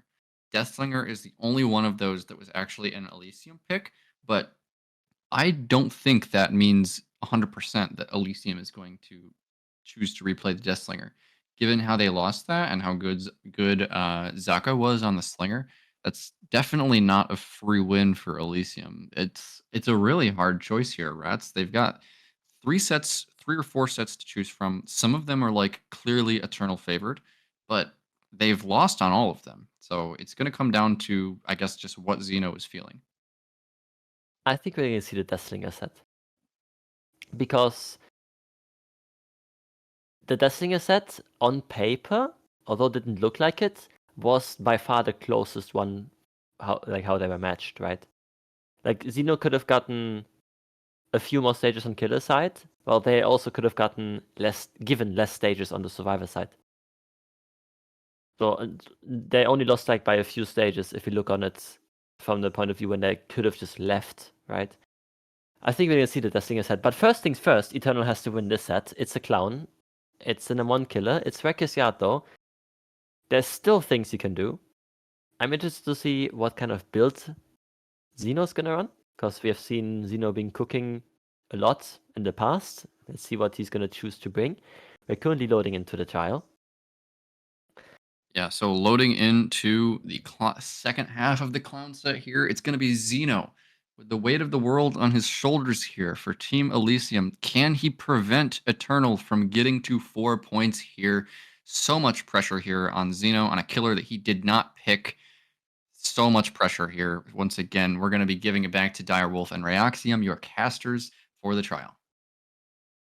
Thank you so much, Ratz and Prion. Here we are, Xeno facing Dan, Nightlight, Zaka, and Spitz. Eternal is opting to go for the 4th set point of today, meaning that it would trigger the Joker set for Elysium, and then one more win on a set and Eternal would be through. Obviously, Elysium would not prevent that from happening this early. We keep in mind the win condition will be 9 stages, and what's happening right here? 2-tap of Doom, a head-on coming out, Dan being injured as well. Yeah, someone wake me up. Is this a nightmare that's happening? Xeno is activating. I know Xeno, he's probably blasting his ears with music right now, but he must have the music so loud that even his neighbors are falling out of the bed at the moment. Jesus, what an early game. I mean, the only thing I said was Elysium would like to prevent Eternal from winning. I didn't say that Xeno wants to shred them. Oh my god, and shredding them is definitely looking like what's actually gonna happen. What is going on? Zaka Zaka just hopping on that gen right next to him saying, hey man, come get me. But you know what? He kind of wants to. So I don't know. You're just already giving it to him like that. Zaka leaves the tile entirely. Dan still on the ground. Nightlight does get saved by the other survivor who is just chilling over there. Nightlight gets picked up. Oh my god, there's just bottles galore everywhere. We'll see if Zeno can play out of his mind to get this down right here. Is this long enough? Oh, a body block hit coming in from there. Oh my god! Oh, that was looking like that was going to be so dangerous. Look at this. This is going to be a tunnel out that is happening at 5 generators. The Clown, a death at 5 gens. That's insane. Will Nightlight be able to last even just long enough? There was a body block hit that happened on his spits. Now he's injured. The survivors have to either take the time to reset him, so possibly he can go in for another body block hit, or Dan or Zaka could come in. Ooh. Okay, goes for a little bit of a mind game there, but this is Nightlight. 70 seconds away from being eliminated from the game. This could be the result that Elysium wants. This is just incredibly quick, expediting someone death out of the game. The survivors are struggling to get any generator pressure whatsoever. There's just not a lot they could do. Like, this is just very, very perfect for Elysium. It's looking great. It really is. And it's not only that they were busy with Nightlight there in the chase, they also had to take quite some resets and starting to split across the generators. Basically, the entire early game setup was completely denied by Zeno, so the trial basically begins now when we are talking about the survivor team at least attacking the generators. And while starting the game now, Nightlight is 30 seconds away from being eliminated here. Zeno will 100% camp this out. There's no one who can blame him for that after earning this. I felt like we have a zooming Clown who's just going across the wrecker's yard here and causing an absolute severe damage. But once you're moving away, you are going to lose the control over the hook stage, and therefore Spitz coming in. Nightlight trying to use the balanced landing, but even that is somewhat being denied with the bottles here. Zeno on point right here. The balanced landing will come out with a little bit of hindered effect. It should be enough though to make it towards the shack pallet. First generator being completed. Zeno needs the down and elimination onto Nightlight. Second generator. Eternal now, after struggling a little bit, definitely coming back into the routine. But Nightlight taking one bolt too much and will go down right here. Meaning that Eternal has to continue this trial with only 3 survivors from now on, with 3 gens remaining. Considering we are talking about 9 stages, I would say that Zeno is in an absolute dream condition right now, but he needs to make sure that he's constantly getting these downs in. And it looks like, I don't want to speak too soon. This is the 3v1 Eternal. Both Eternal and Elysium showcase that they're insane at playing them. But oh my god, if we see a 4K on Clown, I'm gonna lose it. We do have the survivors that are making, oh god, but Zeno is just locked. He's winning these 50-50s. He is just reading them like a book. The survivors definitely do have to just win these results back to back, and it is not happening. Zaka does make it to this filler palette. However, this were Nightlight did lost his 50. Zaka, instead of playing it, decides to just leave. Like we said earlier, Clown isn't like an insanely high tier killer, right? He still has to loop, still has to hit people twice. However, they're doing an incredible job of just using all these anti-loop bottles. Oh, a vault right there, but it's not going to be enough. This isn't cross ping, guys. So that definitely could have happened to make a miss and lose right there. Goes for it, does not get it. Zaka will be the 4th hook of the trial. Dan and Spitz were doing a really good job of getting the generators done. The map is pretty much split, I would say. Dan in this locker right here as well. Trying to go for maybe another head-on play because that first one didn't actually work out so well. And Nino Spitz right here does have 50% on a generator. I spoke too soon asking for a 4K on Clown. That would be incredible.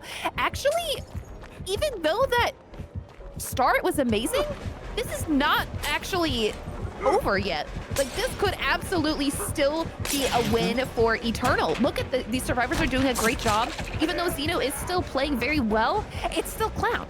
right? You still are lower tier killers, so you have to pressure all of these survivors all at once, but they're doing a great job of just not giving the killer anything for free.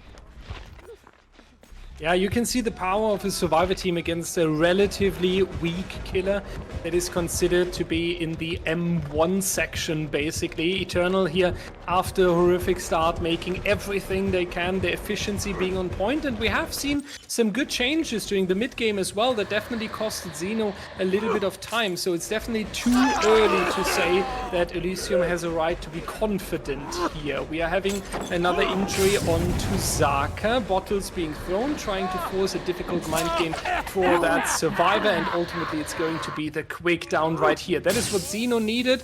We have a little bit of a sprint burst coming out again with our yellow bottle, making sure that we're reaching the hook a little bit faster, and every single second honestly counts right now. We have a for the people being shared between Dan and Spitz there, making sure that these survivors are going to have an easier time, but now it's going to be the final generator already, meaning that if both of these survivors would escape the trial, they would still take the win for Eternal. One of the survivors will be enough though.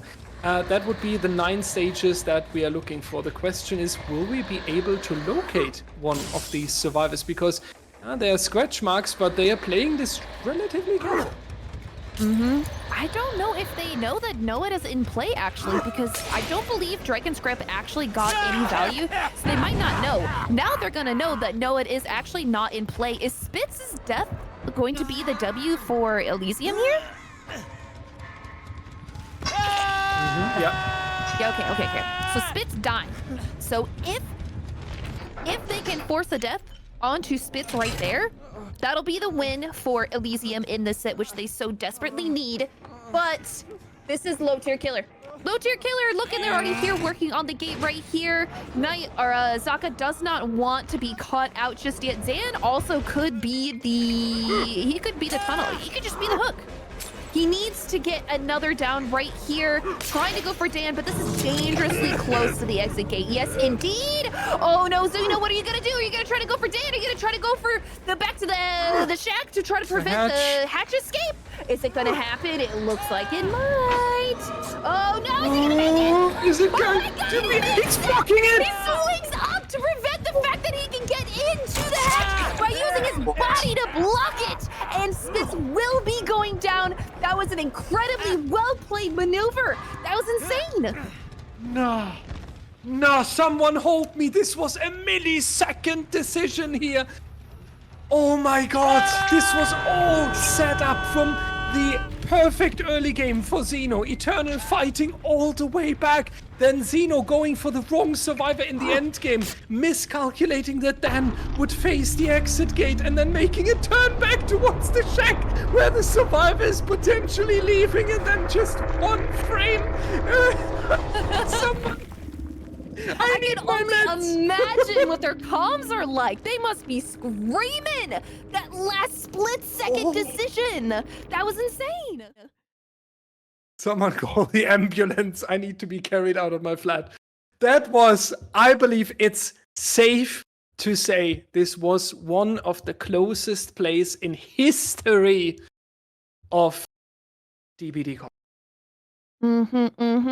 Very well played, GG's. Elysium will be taking that set. So we don't have Joker set being decided upon just yet. We've got 2 wins for Elysium, 3 for Eternal.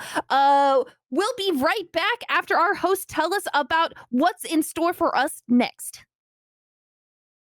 In store for us next is actually, that's a slight mistake. In store for us next actually is the Joker set, because there has been, both killers have collected 8 stages, but Eternal has gotten all 4 fresh hooks, and Elysium only got 3 fresh hooks. Ray, we got too excited. We got too excited. I thought that would have been so cool. Yeah, so the critical moment there was Xeno not choosing to go for Dan. Getting Dan and a death would have been an extremely close win for Elysium, but because did not go for Dan, only 3 fresh hooks for Elysium, so it's going to be a win on fresh hooks for Eternal, and this is going to force the replay Joker out of Elysium. I blame Dyer, by the way. You lied to me. I was just excited. I'm a simple man who's getting excited over these things. Who can blame me? Honestly, who can blame me over what just happened? But yeah, I take the blame. The chat is I going blame to, myself, but no one else is. Yeah, the chat is going to call the ambulance anyways for Direwolf because he really needs it, because there's a lot of stuff happening in his head right now that needs to be fixed. Apart from that, though, we will go ask Elysium. We will go ask Elysium what set they will be choosing to replay here, because this is the 4th set win from Eternal, which again we will explain it. The way it works is because Elysium came out of the winner's bracket, they have this Joker set advantage, meaning once Eternal was to win 4 sets, which now is where they win 4 sets, Eternal will be able to choose one of the sets that they have lost. I mean, Elysium is choosing one of the sets they've lost that they are now going to replay. Okay, and looks like we have confirmation in the chat now from the commissioner himself, Direwolf, that Elysium has chosen the Clown for their Joker replay set. That is something that I was not expecting at all. I did not expect that either. I'm not going to lie. I thought it was going to be the Deathslinger, but they are happy to play this set. Just again, I guess they're not scared about Nightlight and his knowledge and experience on this killer. We will be setting up the lobby. Prion, do you want to add anything to the last game that has been so exciting? Yeah, so for everybody in chat, after that extremely exciting finish on the Clown set, it's going to be a replay from Elysium. This is going to be trial number 9. And here, if Eternal can just win the Clown set one more time, they will take the entire Season 9 Grand Finals. They are so close now. And honestly, like, if Eternal is able to take this here, I mean, Eternal has already been showing us today, Ratz, that they are just the better team in terms of survivor coordination and just clean play. They just need to do it one more time. It might seem like in chat at home, it might seem like that's not very fair, but remember, it's because of Elysium not dropping a single set throughout the tournament and going through the winner's bracket only. That is the advantage they get for playing better in the earlier stages of the tournament. So one more match for Eternal here. Can they do it? Can they solidify themselves as the #1 team in the world once again? Elysium had taken that title from them until very recently, and here is their chance to take it back. Yeah, and we will be right back because the teams are allowed to change their builds now. They are basically, again, locking in their builds beforehand, meaning they have to send in their new survivor builds and the new killer builds. And for that reason, we allow them to... We give them 3 more minutes than usual in between the setups. Although they're already slowly letting up, so we might not actually go into the break. Yeah, we might not go into the break at all, because they're very fast. Shout out to the teams here, that they're not taking long at all to resend the new sets of builds, or might be using the old ones. So... yeah, while we are loading in soon, hopefully, into the style, let's talk about the sets that are coming after this, in case Elysium wins the Clown set on the replay. After the Clown, we would have Unknown left, a pick from Elysium, and then the tiebreaker would be the Blight afterwards, in case Elysium was to take it back fully. Now, Unknown is also played on Marcus. This is just an awesome situation, isn't it? Like, on one hand, we could get Eternal, like, getting the huge upset and winning the Clown set twice, taking the entire series. But on the other hand, we get to see even more exciting sets that everybody loves, like Unknown and Blight. Like, it's just a win-win here for us. It is. I think nobody would be sad to see an Unknown now. I'm actually kind of sad that got picked so late in the order. Me too. Like it being the 5th set rather than like the 3rd one, for example. Yeah, I mean, I would have wanted to see Unknown as the first set in this match. I mean, throughout the season, the teams that were picking Unknown were always doing it early. So we rarely saw a tiebreaker Unknown. It was almost always 1st or 2nd set. So I'm surprised, honestly, that it made it all the way to like the 7th draft stage or whatever it was. because usually the teams that have an opinion on Unknown have a very strong opinion on Unknown. They either love it or they want to ban it instantly. And with that being said, we are still waiting actually on one of the teams to confirm their builds. Yep, so all of the survivors are in the lobby and ready to go, just waiting for a little bit of administration with the builds. As a lot of you guys know at home, the builds are always checked and submitted beforehand. But if you guys are new to competitive DBD, which you very well may be, as DBDLeague has a lot of viewers today for our grand finals, these survivors have to submit their builds beforehand to have them checked by tournament administrators to make sure that there are no banned perks, and we want to minimize the chances of having to restart a game midway through. That's why we check the builds beforehand, so that the event goes smoothly for your viewing experience. So that's why the games sometimes take a little bit longer to start. It's because we want to make sure that there's nothing banned and we don't have to restart the match. I don't want to curse this, but today has gone really well so far in that regard. Probably curse it now and we're going downhill from here.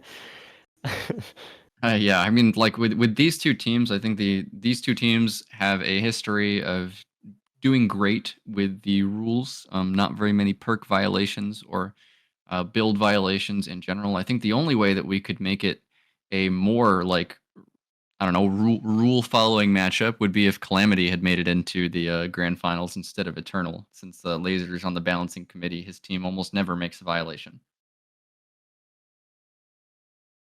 Was certainly true. But Calamity didn't make it into this. What place actually did Calamity make? Looking at the brackets, I'm checking. They were in the third place match. I can't remember if they won or not, though. No, Calamity won against Ariandel, meaning Ariandel placed 4th. Calamity lost then to Eternal, placed 3rd, and Eternal came back into the winners bracket grand final, now playing against Elysium. So we have the Calamity was inches away from making it into this grand final, by the way. Yeah, they're 3rd though. We are now playing it out for the 1st and 2nd place, being it for the $3,000 for 1st place and the 1,000 for 2nd place. Both teams will be going out here with a prize pool. The question is how much that will be. And with that being said, we are now finally loading in to the set and giving it back to Ray and Dyer. Thank you so much, hosts Prion and Ratz. It's fantastic to listen to these two with all their knowledge and everything that they are providing here between the sets. Just once again, because we are aware that a lot of new people are watching today, the Joker set is currently played. Eternal has 4 set points. Usually they are the winner in a normal best of 7, but Elysium came from the winner bracket in double elimination, meaning they have 1 Joker. And they chose the Clown. So if Eternal wins again, Eternal takes the entire grand final. If Elysium is taking it, they are stealing the set point, making it a 3-2. And then we are moving forward with that. Nightlight with a good amount of pressure once again. It seems like Elysium, even though they struggled in the first Survivor trial on Clown, doesn't really take the careful approach here. Once again, it's an injury early on and Marcos going down. So Ray, Nightlight has every reason to feel confident. Yeah, this is not exactly something you want to see happen this early. A bit of a switch up on build. I would love to see a Clown Mori as well. You know, we already got a Deathslinger one. This will be the second Mori we will be seeing if it does happen to go through. That first down, however, is incredibly good. You know, I'm not really entirely sure what the timer is on Clown chases. It really does seem like the survivors are going down, but you know, in some situations, I think you just do go down because his anti-loop can be incredibly strong, preventing you from getting to the next tile, so I really don't know. Nightlight is choosing to just sit right over here, has the hook on the horizon over there, peeking around to make sure no survivor gets the cross just for absolutely free, and is sitting over here on this generator. He does not have Dragon's Grip this time around, however, has forced Hezi, did get him some incredibly good value. I wouldn't blame him for bringing it. I do love the balancing that has been happening in these recent seasons. We're not seeing just 4 slowdowns, we're seeing some interesting perks. 3 of these perks technically aren't slowdowns, and I don't even know if I would classify Corrupt. I would say it's a stall perk. but Marcos is seeming to just sit on that hook for that 70 seconds. Nightlight was able to pressure that generator, but it still pops. And here is another one. First generator done. Marcos will be going to struggle and now is 70 seconds from being eliminated from the game entirely. But this is Elysium, and we have seen their 3v1, so it is not something to scoff at. Nightlight is just... Oh, wait, no, that wasn't the gen that got popped. It looked exactly like it was. But still to just able to sit over here. Raincore giving him some very valuable information. Nobody is going for the unhook at this moment.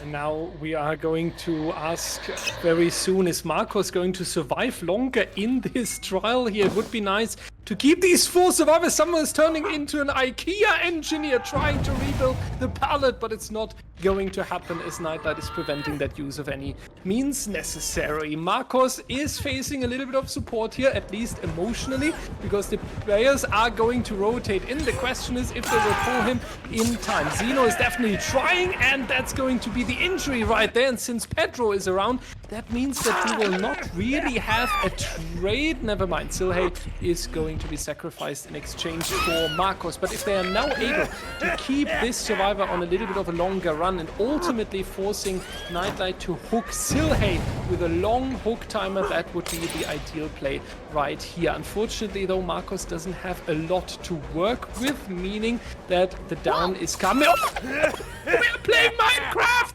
But now Marcos is going down. That's going to be the elimination coming out on that survivor in the distance. We see the pickup. Not entirely sure if Elysium really earned a lot of extra time for themselves, considering that they are all injured. They at least get one additional reset and the head-on to make some distance. So I think this was calculated, and this is giving me a lot of confidence into Elysium playing it out very well in the mid-game. 2 generators standing is definitely something that you can work with as 3 survivors against the Clown. We've seen that earlier as well. Difficult mind game here for Pedro with being in the purple fog, but he does solve this one perfectly as well. Keep in mind, Pedro is the champion of the 1v1 leaderboard in most of the season, so you can definitely see that right here.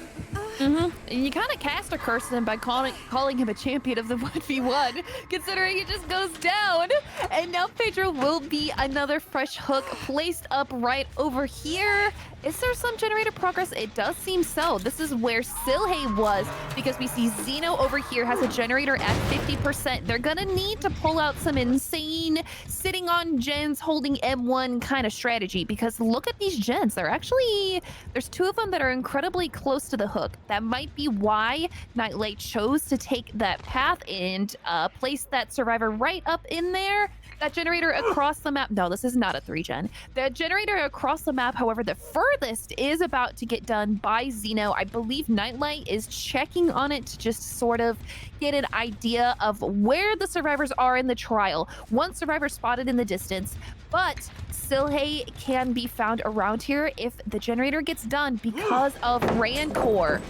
But is just found with his eyeballs instead. Generator does get done. Nightlight is that good confirmation that he knows exactly where everybody is in the rest of the trial. Now, we'll have to see what the survivors can do to possibly delay the inevitable death in the end. We have no one escapes death, which can make 3v1s a little bit harder to last. They do seem to be wanting to hit this rotation to be able to get the save, but Nightlight keeps turning around, possibly to check on the hook over there. Pallet is thrown. Pedro does go to struggle. That can be incredibly good for the killer. Oh, goes for a swing and a miss. They're trying to play this 1v1 tile. Goes for another swing and a miss. Oh, and finally will be taking that tag, taking this speed boost, maybe making it to hook to get for the unhook. This could be a really bad situation if Zeno goes down. Nope, instead just trying to take that W distance. Pedro still up on hook. What is the Atom doing? Where is Silhey? Is he sitting on a gen? Oh my god, it's about 60%, but man, that generator needs to pop soon, and Pedro needs to be saved soon.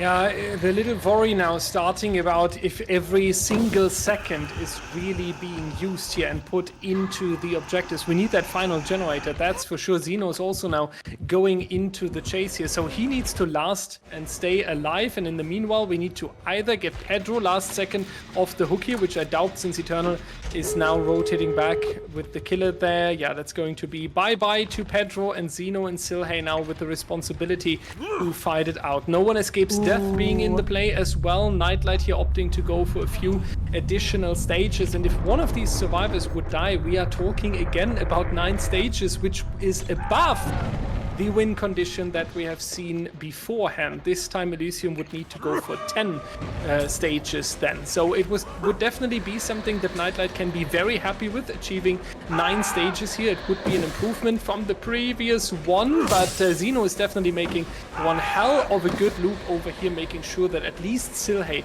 will escape the trial. There will not be a no-it speed run into 3 and 4 potential eliminations. Yeah, Zeno going down, making it very clean into the 9 stages, and we are going to see the next Rancor Mori of Season 9 in the grand final. It's all coming together, ladies and gentlemen. What a nice finish at this time for Nightlight. But almost in the game. Okay, that was actually great. Time to go for the host. Save us. Thank you, Dyer. After we just got the, shall we say, interesting reenactment of the Clown Mori from Ray. Yeah, Nightlight on the Clown. 9 stages once again. That is exactly what Eternal wants here. Elysium, again, gets to replay this set because they made it out of the winner's bracket, and Nightlight not giving them any room to breathe, getting an even better result than he did last time. 9 stages, 3 fresh on the Clown. I mean, this is backs against the wall for Elysium now. Zeno now needs to get a significantly better result than he did last time on the Clown. And I mean, once again, Ratz, it's just all coming down to Zeno. So much pressure on him in this set. I just think that these games are just perfectly showcasing the differences in the coordination on the survivor side, right? We've seen on the hook save, like the second stage on the tunnel out here in this game, how they tried to double save, but it didn't work out. Zeno took a hit, and then Silhey, I don't remember who saved there, but like the other person that saved couldn't get the unhook for it and ended up trading for it. And then the other person also came in to then give out the hit to not have the unhooked person just die immediately. Meaning everybody was healthy, and if they had just let him die on hook, they would have been still healthy, but they ended up being a death with the same result but 2 more injuries for basically no reason. They didn't get any gen efficiency for it, didn't get any time for it, right? And that coordination, it just goes to show how much more coordinated Eternal has been playing today. And even in the one clone set where they objectively fumbled in the early game, they still pulled it back, right? I think this is going to be the last trial of today. I would have to agree with you, Ratz. And I want to go back to that double save that you were talking about. What happened there was, yes, it was definitely a timing mistake from the Elysium survivors, but also Nightlight capitalizing on that very small timing mistake. He hit the first survivor and then immediately moved over towards the side where the other survivor was coming in. And because the timing was just a little bit off from Elysium and Nightlight moved exactly to the correct spot, he was able to body block the second survivor that was supposed to be getting the unhook. If they had realized that, like, it's not even necessarily a mistake if you say that way, because if they realize it immediately, then whoever took the first hit can simply trade the hook themselves, right? Mm-hmm. And I'm sure they would be down, but they wouldn't be getting hooked if Nightlight chooses to tunnel out. Then the second person could give them a hit and then come pick up, and you would have the same result, except 1 less injury and more gen efficiency, because the first survivor doesn't need to come in as well. They can just continue working generators on their own. Yeah, for sure. So, like, there's a lot of mind games going into this and back and forth between the two teams. But time and time again today, Eternal has been coming out on top in these mind games. So, like you said, Ratz, their survivor play has just been that much more clean today. Yep, I agree. And with that being said, we are still not loading in. I assume we're Yep. waiting for the We're still confirmation waiting here, perks. but remember, this is Dead by Daylight. Anything can happen in any of these sets. Xeno, if he gets the win condition here, we would be moving into an unknown set, which would be extremely exciting to have in a grand final, given the exciting nature of those sets. So yeah, we've got unknown on deck here. If Xeno is able to meet this tough win condition for Elysium, and again with Xeno, like when Elysium is backed against a wall, time and time again in this tournament, Xeno has been able to meet the tough win conditions, do what his team needs him to do, and advance Elysium in the bracket. Again, that's why they are in the winners bracket today. Just don't let that like go unnoticed because they've been just not playing as well as Eternal today in general. Xeno definitely always popping off when it's required from him for sure. Yep, and But if you there's do think it isn't a one killer after all, and there's only so much he can do. Mhm. I don't know about I don't want to downplay Xeno here, right? It's just like objectively speaking, if Eternal doesn't replay what they've done in the last Survivor set of the Clown, they should be good to go, no? Yeah, 100%. If Eternal just keeps playing the way they've been playing in this clown set, they will be good to go and they will be your grand finals champions. There is going to be a degree here of Xeno looking for Elysium to make a mistake. If Elysium just, or if it looking for Eternal to make a mistake, sorry, if Eternal just keeps doing what they've been doing so far, this game is going to be over. I think this also goes to show how much the mental can impact your matches, right? We have seen Eternal playing flawlessly all the way through, and then I assume if I was to join WC, I would probably be like, "Oh, you guys are being hyped about this, right? Because they're about to win. They're just playing out of their minds the entire duration. They have not really done a whole lot of mistakes that would cost them the game, apart from the one instance where they actually recovered from it. Mhm. Yeah. Yeah, and like the only set that Eternal has lost today is that Hillbilly set, which we talked about so much before, and that is like the set that you just don't win against Elysium. So we really can't even fault them for dropping that Hillbilly set, to be honest. The fact that they're in this situation here where only one more set is going to give them the grand finals win is honestly pretty unexpected to me. I guess chat would say that it's expected, just based on what the predictions were in the chat earlier. Seemed to be way more Eternal fans than Elysium fans, but yeah, it's definitely a result here that I wasn't expecting to see. I was really hoping that we would be going to the Eternal or the Unknown and Blight sets today. But, if that's not in the cards, then we can be happy that Eternal showed us some extremely good Survivor gameplay today. And with those final words of Prion, we will be loading into the set. We are going to be loading. No need to send it into a break because it's about 10 seconds. Yep. So this is it.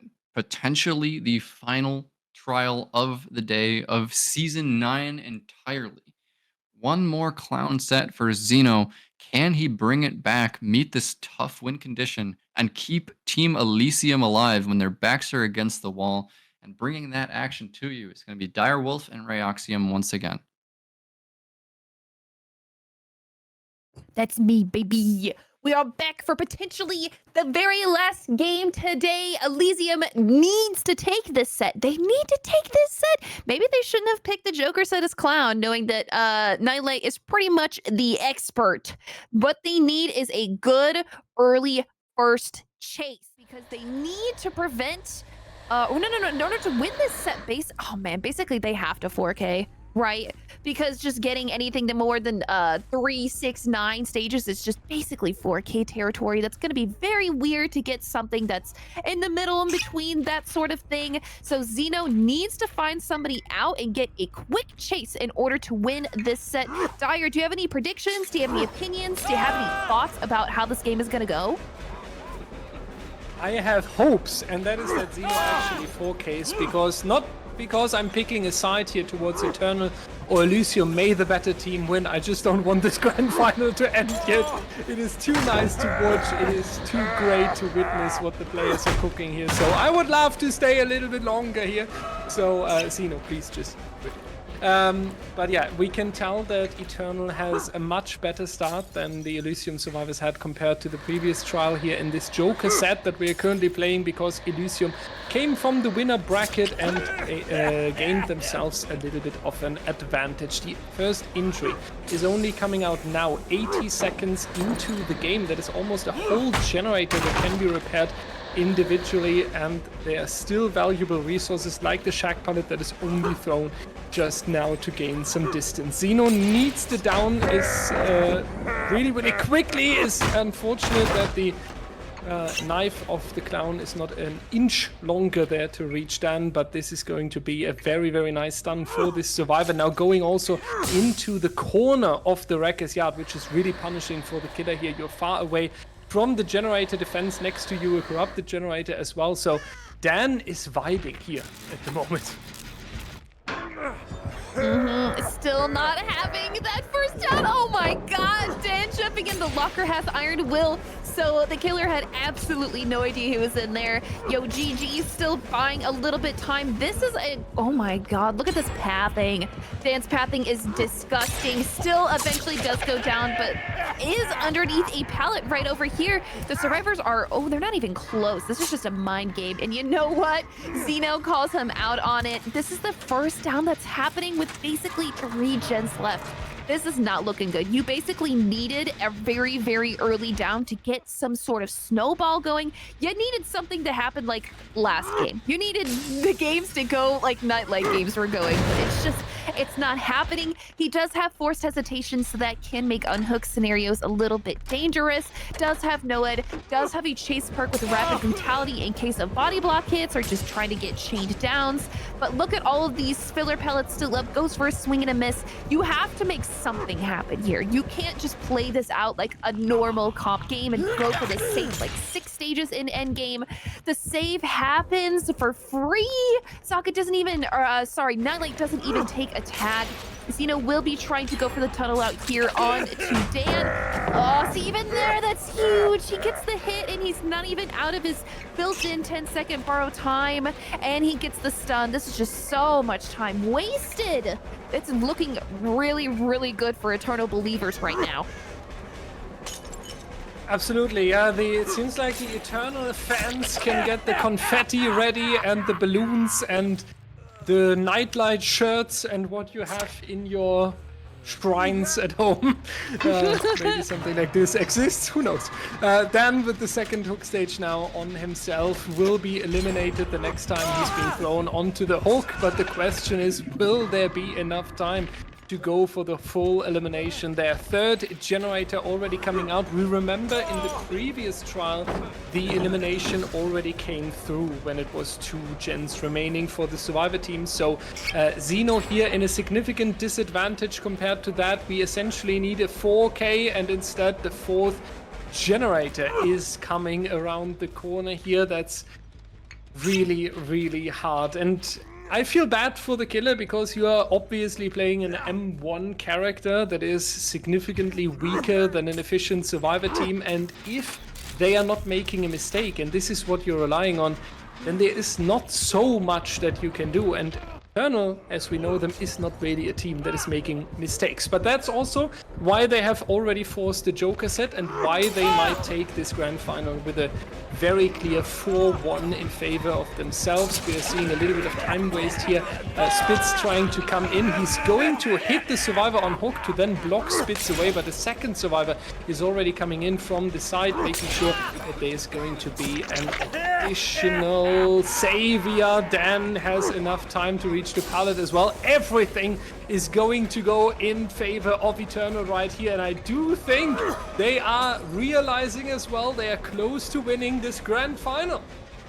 Yep. Even that swing right there, still hitting the 10-second Brawl Time Survivor. What's actually so funny, that generator is straight up the most 99 the generator could possibly be, but they decided to leave it because you know what? There is a no one escapes death in the game. The survivors are not messing around because this is the difference between winning $3,000 and not, because this is the set point. This is the deciding factor. And the survivors, instead, they're going to play incredibly safe, even if they actually didn't even need to. Realistically, like, Xeno needs to get way more than it could possibly happen. But because of there's no ed and forced hesitation and rapid brutality, they're not joking around, man. They are going to be playing this incredibly slow, incredibly well. And even now, Xeno is he's put between a rock and a hard place. The survivors are split. There's 4 of them. Your tunnel out is gone. Like, you need a miracle to win at this point. The survivors are just playing this by the textbook. Even though Clown is an M1, they're just gonna play incredibly safe. Look at them go. Squad, roll out! I mean, how would we call it if Xeno pulls this back? A miracle? A wonder? A history example of cooking? Trying to find words for it. It's definitely hard. I mean, I'm impressed that the 5th generator is not completed yet. That is something that already goes to Elysium and Xeno here. Because they were very close to it and they put a lot of pressure onto saving Dan, and ultimately he's not even removed from the trial just yet. So with everything that is going for Eternal, and once you're in this boost of motivation and confidence, things are just working out for you, and then a little bit of luck is even on your side as well. With all of that considered, it's impressive to me that generator number 5 is still being defended here. That is something that Xeno is definitely doing really good for himself here. He has a long loop here. I do think he needs to break this pallet ultimately, because otherwise it's going to take too much of mind gaming with the yellow bottle and too much time. Yeah, he realizes that, has to go basically cross map on the Wrecker's Yard again. Nightlight getting ready on the exit gates. This exit gate switch is worth $3,000, ladies and gentlemen. Eternal doing it again. We are looking for a best of 7 winner, being crowned after 11 weeks of season 9, the most important and biggest tournament of the year, fighting 10 competitors back to back and against each other. There's going to be Dan the Man, Nightlight, and the other 2 going to leave as well. But these 2 already confirm it. Eternal can call themselves the winner of DBDLeague Season 9, and I do think that is more than deserved. They played that so incredibly well, so incredibly safe. Incredible respect for the killer. They didn't want to get snowballed whatsoever. Dan and Nightlight just taking their W, and they're leaving outside the exit gate. No, it is in effect. What survivor will be taken out? Oh my god, is it gonna be Bob? No. Wait, yes! Get him. Yeah, baby! No! He got out through the gate. Roller coaster of emotion. I thought he was gonna get it. It really looked like it. But Xeno will be taking his consolation prize. Zaka, you know what? You're not making it out of this game. You know, a respectable result. This is the kind of thing you see in Clown games. Very low stages. Nightlight just playing insane, out of his mind. Taking the W home for Eternal. This is their first season back, right? After reforming. That is the first season back, and it also means, I believe, that Zaka has won 8 DBDLeague events in a row, because when he switched to Elysium for a while, then he won with them, and then he reformed Eternal. I believe that's Zaka's 8th DBDLeague win in a row. Just impressive for itself. But I do think Eternal has played very well throughout the 11 weeks of Season 9. Every single weekend, it was a blast watching them. So the same applies to Elysium, obviously, and they were the favorite with the Joker set and coming from the winner bracket, but Eternal has been on point today. Nonetheless, thank you so much to these 2 teams, to Eternal and Elysium, putting up a truly Masters Grand Final. That was exciting to watch. And with that, for now, we are giving it back to Prion and Ratz for a short outro from them, and we would like to ask you to stay for a moment because when a long tournament ends, we want to say proper goodbye. So to our hosts, take over. Thank you, Dyer, for the trade-off. And yes, Eternal are your Season 9 champions. Myself and Ratz in the breaks today, it was becoming more and more apparent that Eternal was just the team that is on top today, and they finally seal the deal, taking the Joker set away from Elysium.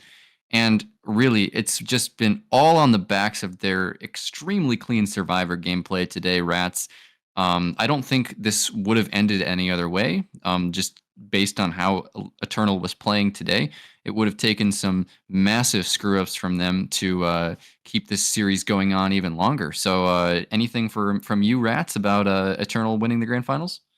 Eternal doing Eternal things. I only have really, honestly, great memories from them playing in the season. It's been a great team to watch. Do you remember the Z-Roll? Even if Eternal wasn't known or wasn't playing or wasn't doing well on the Billy sets, it was always content when they were playing one. If you remember the Z-Roll on the Spitz, right? It's something you'll never forget. It's in the Season 9 highlights.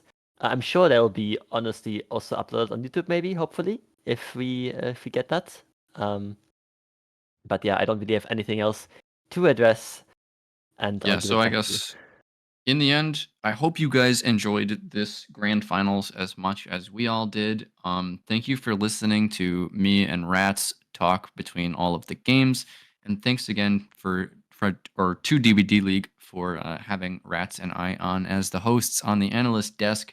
So yeah, with that, Grand Finals go to Elysium, and we're going to be handing it back to the commissioner of the league himself, Dire Wolf. He has a little outro to give you guys. Thank you so much, first of all, to Prion and Ratz giving us so much insight today. I think we have been proven that we have two very analytical minds there on our roster. I learned a lot, even during the break, so truly thank you to keeping it that way. Then, first of all, I would like to thank my fellow co-caster that was going with me through the matches today. We have picked up casting together, I would say, at the beginning of Season 9, so we kind of developed during the season. We heard all the nice feedback, tried to improve. I think, at least I'm happy how it turned out now in the Grand Final. Ultimately, the audience have to judge that, but nonetheless, it was a lot of fun. So, Rayoxium, thank you so much for being here today. Thanks for having me. This is my first season actually casting in DBDLeague. It's such a huge honor to be able to be here and cast the Grand Finals with you. It's been a blast. Thank you so much for having me. Thank you to all the staff in the background who make this possible. You guys are the unsung heroes of DBDLeague. Thank you so much, Dyer, for those kind words as well. And I'll see you guys in some future matches, possibly. Hopefully, that is good. Now we can you in another season of slavery.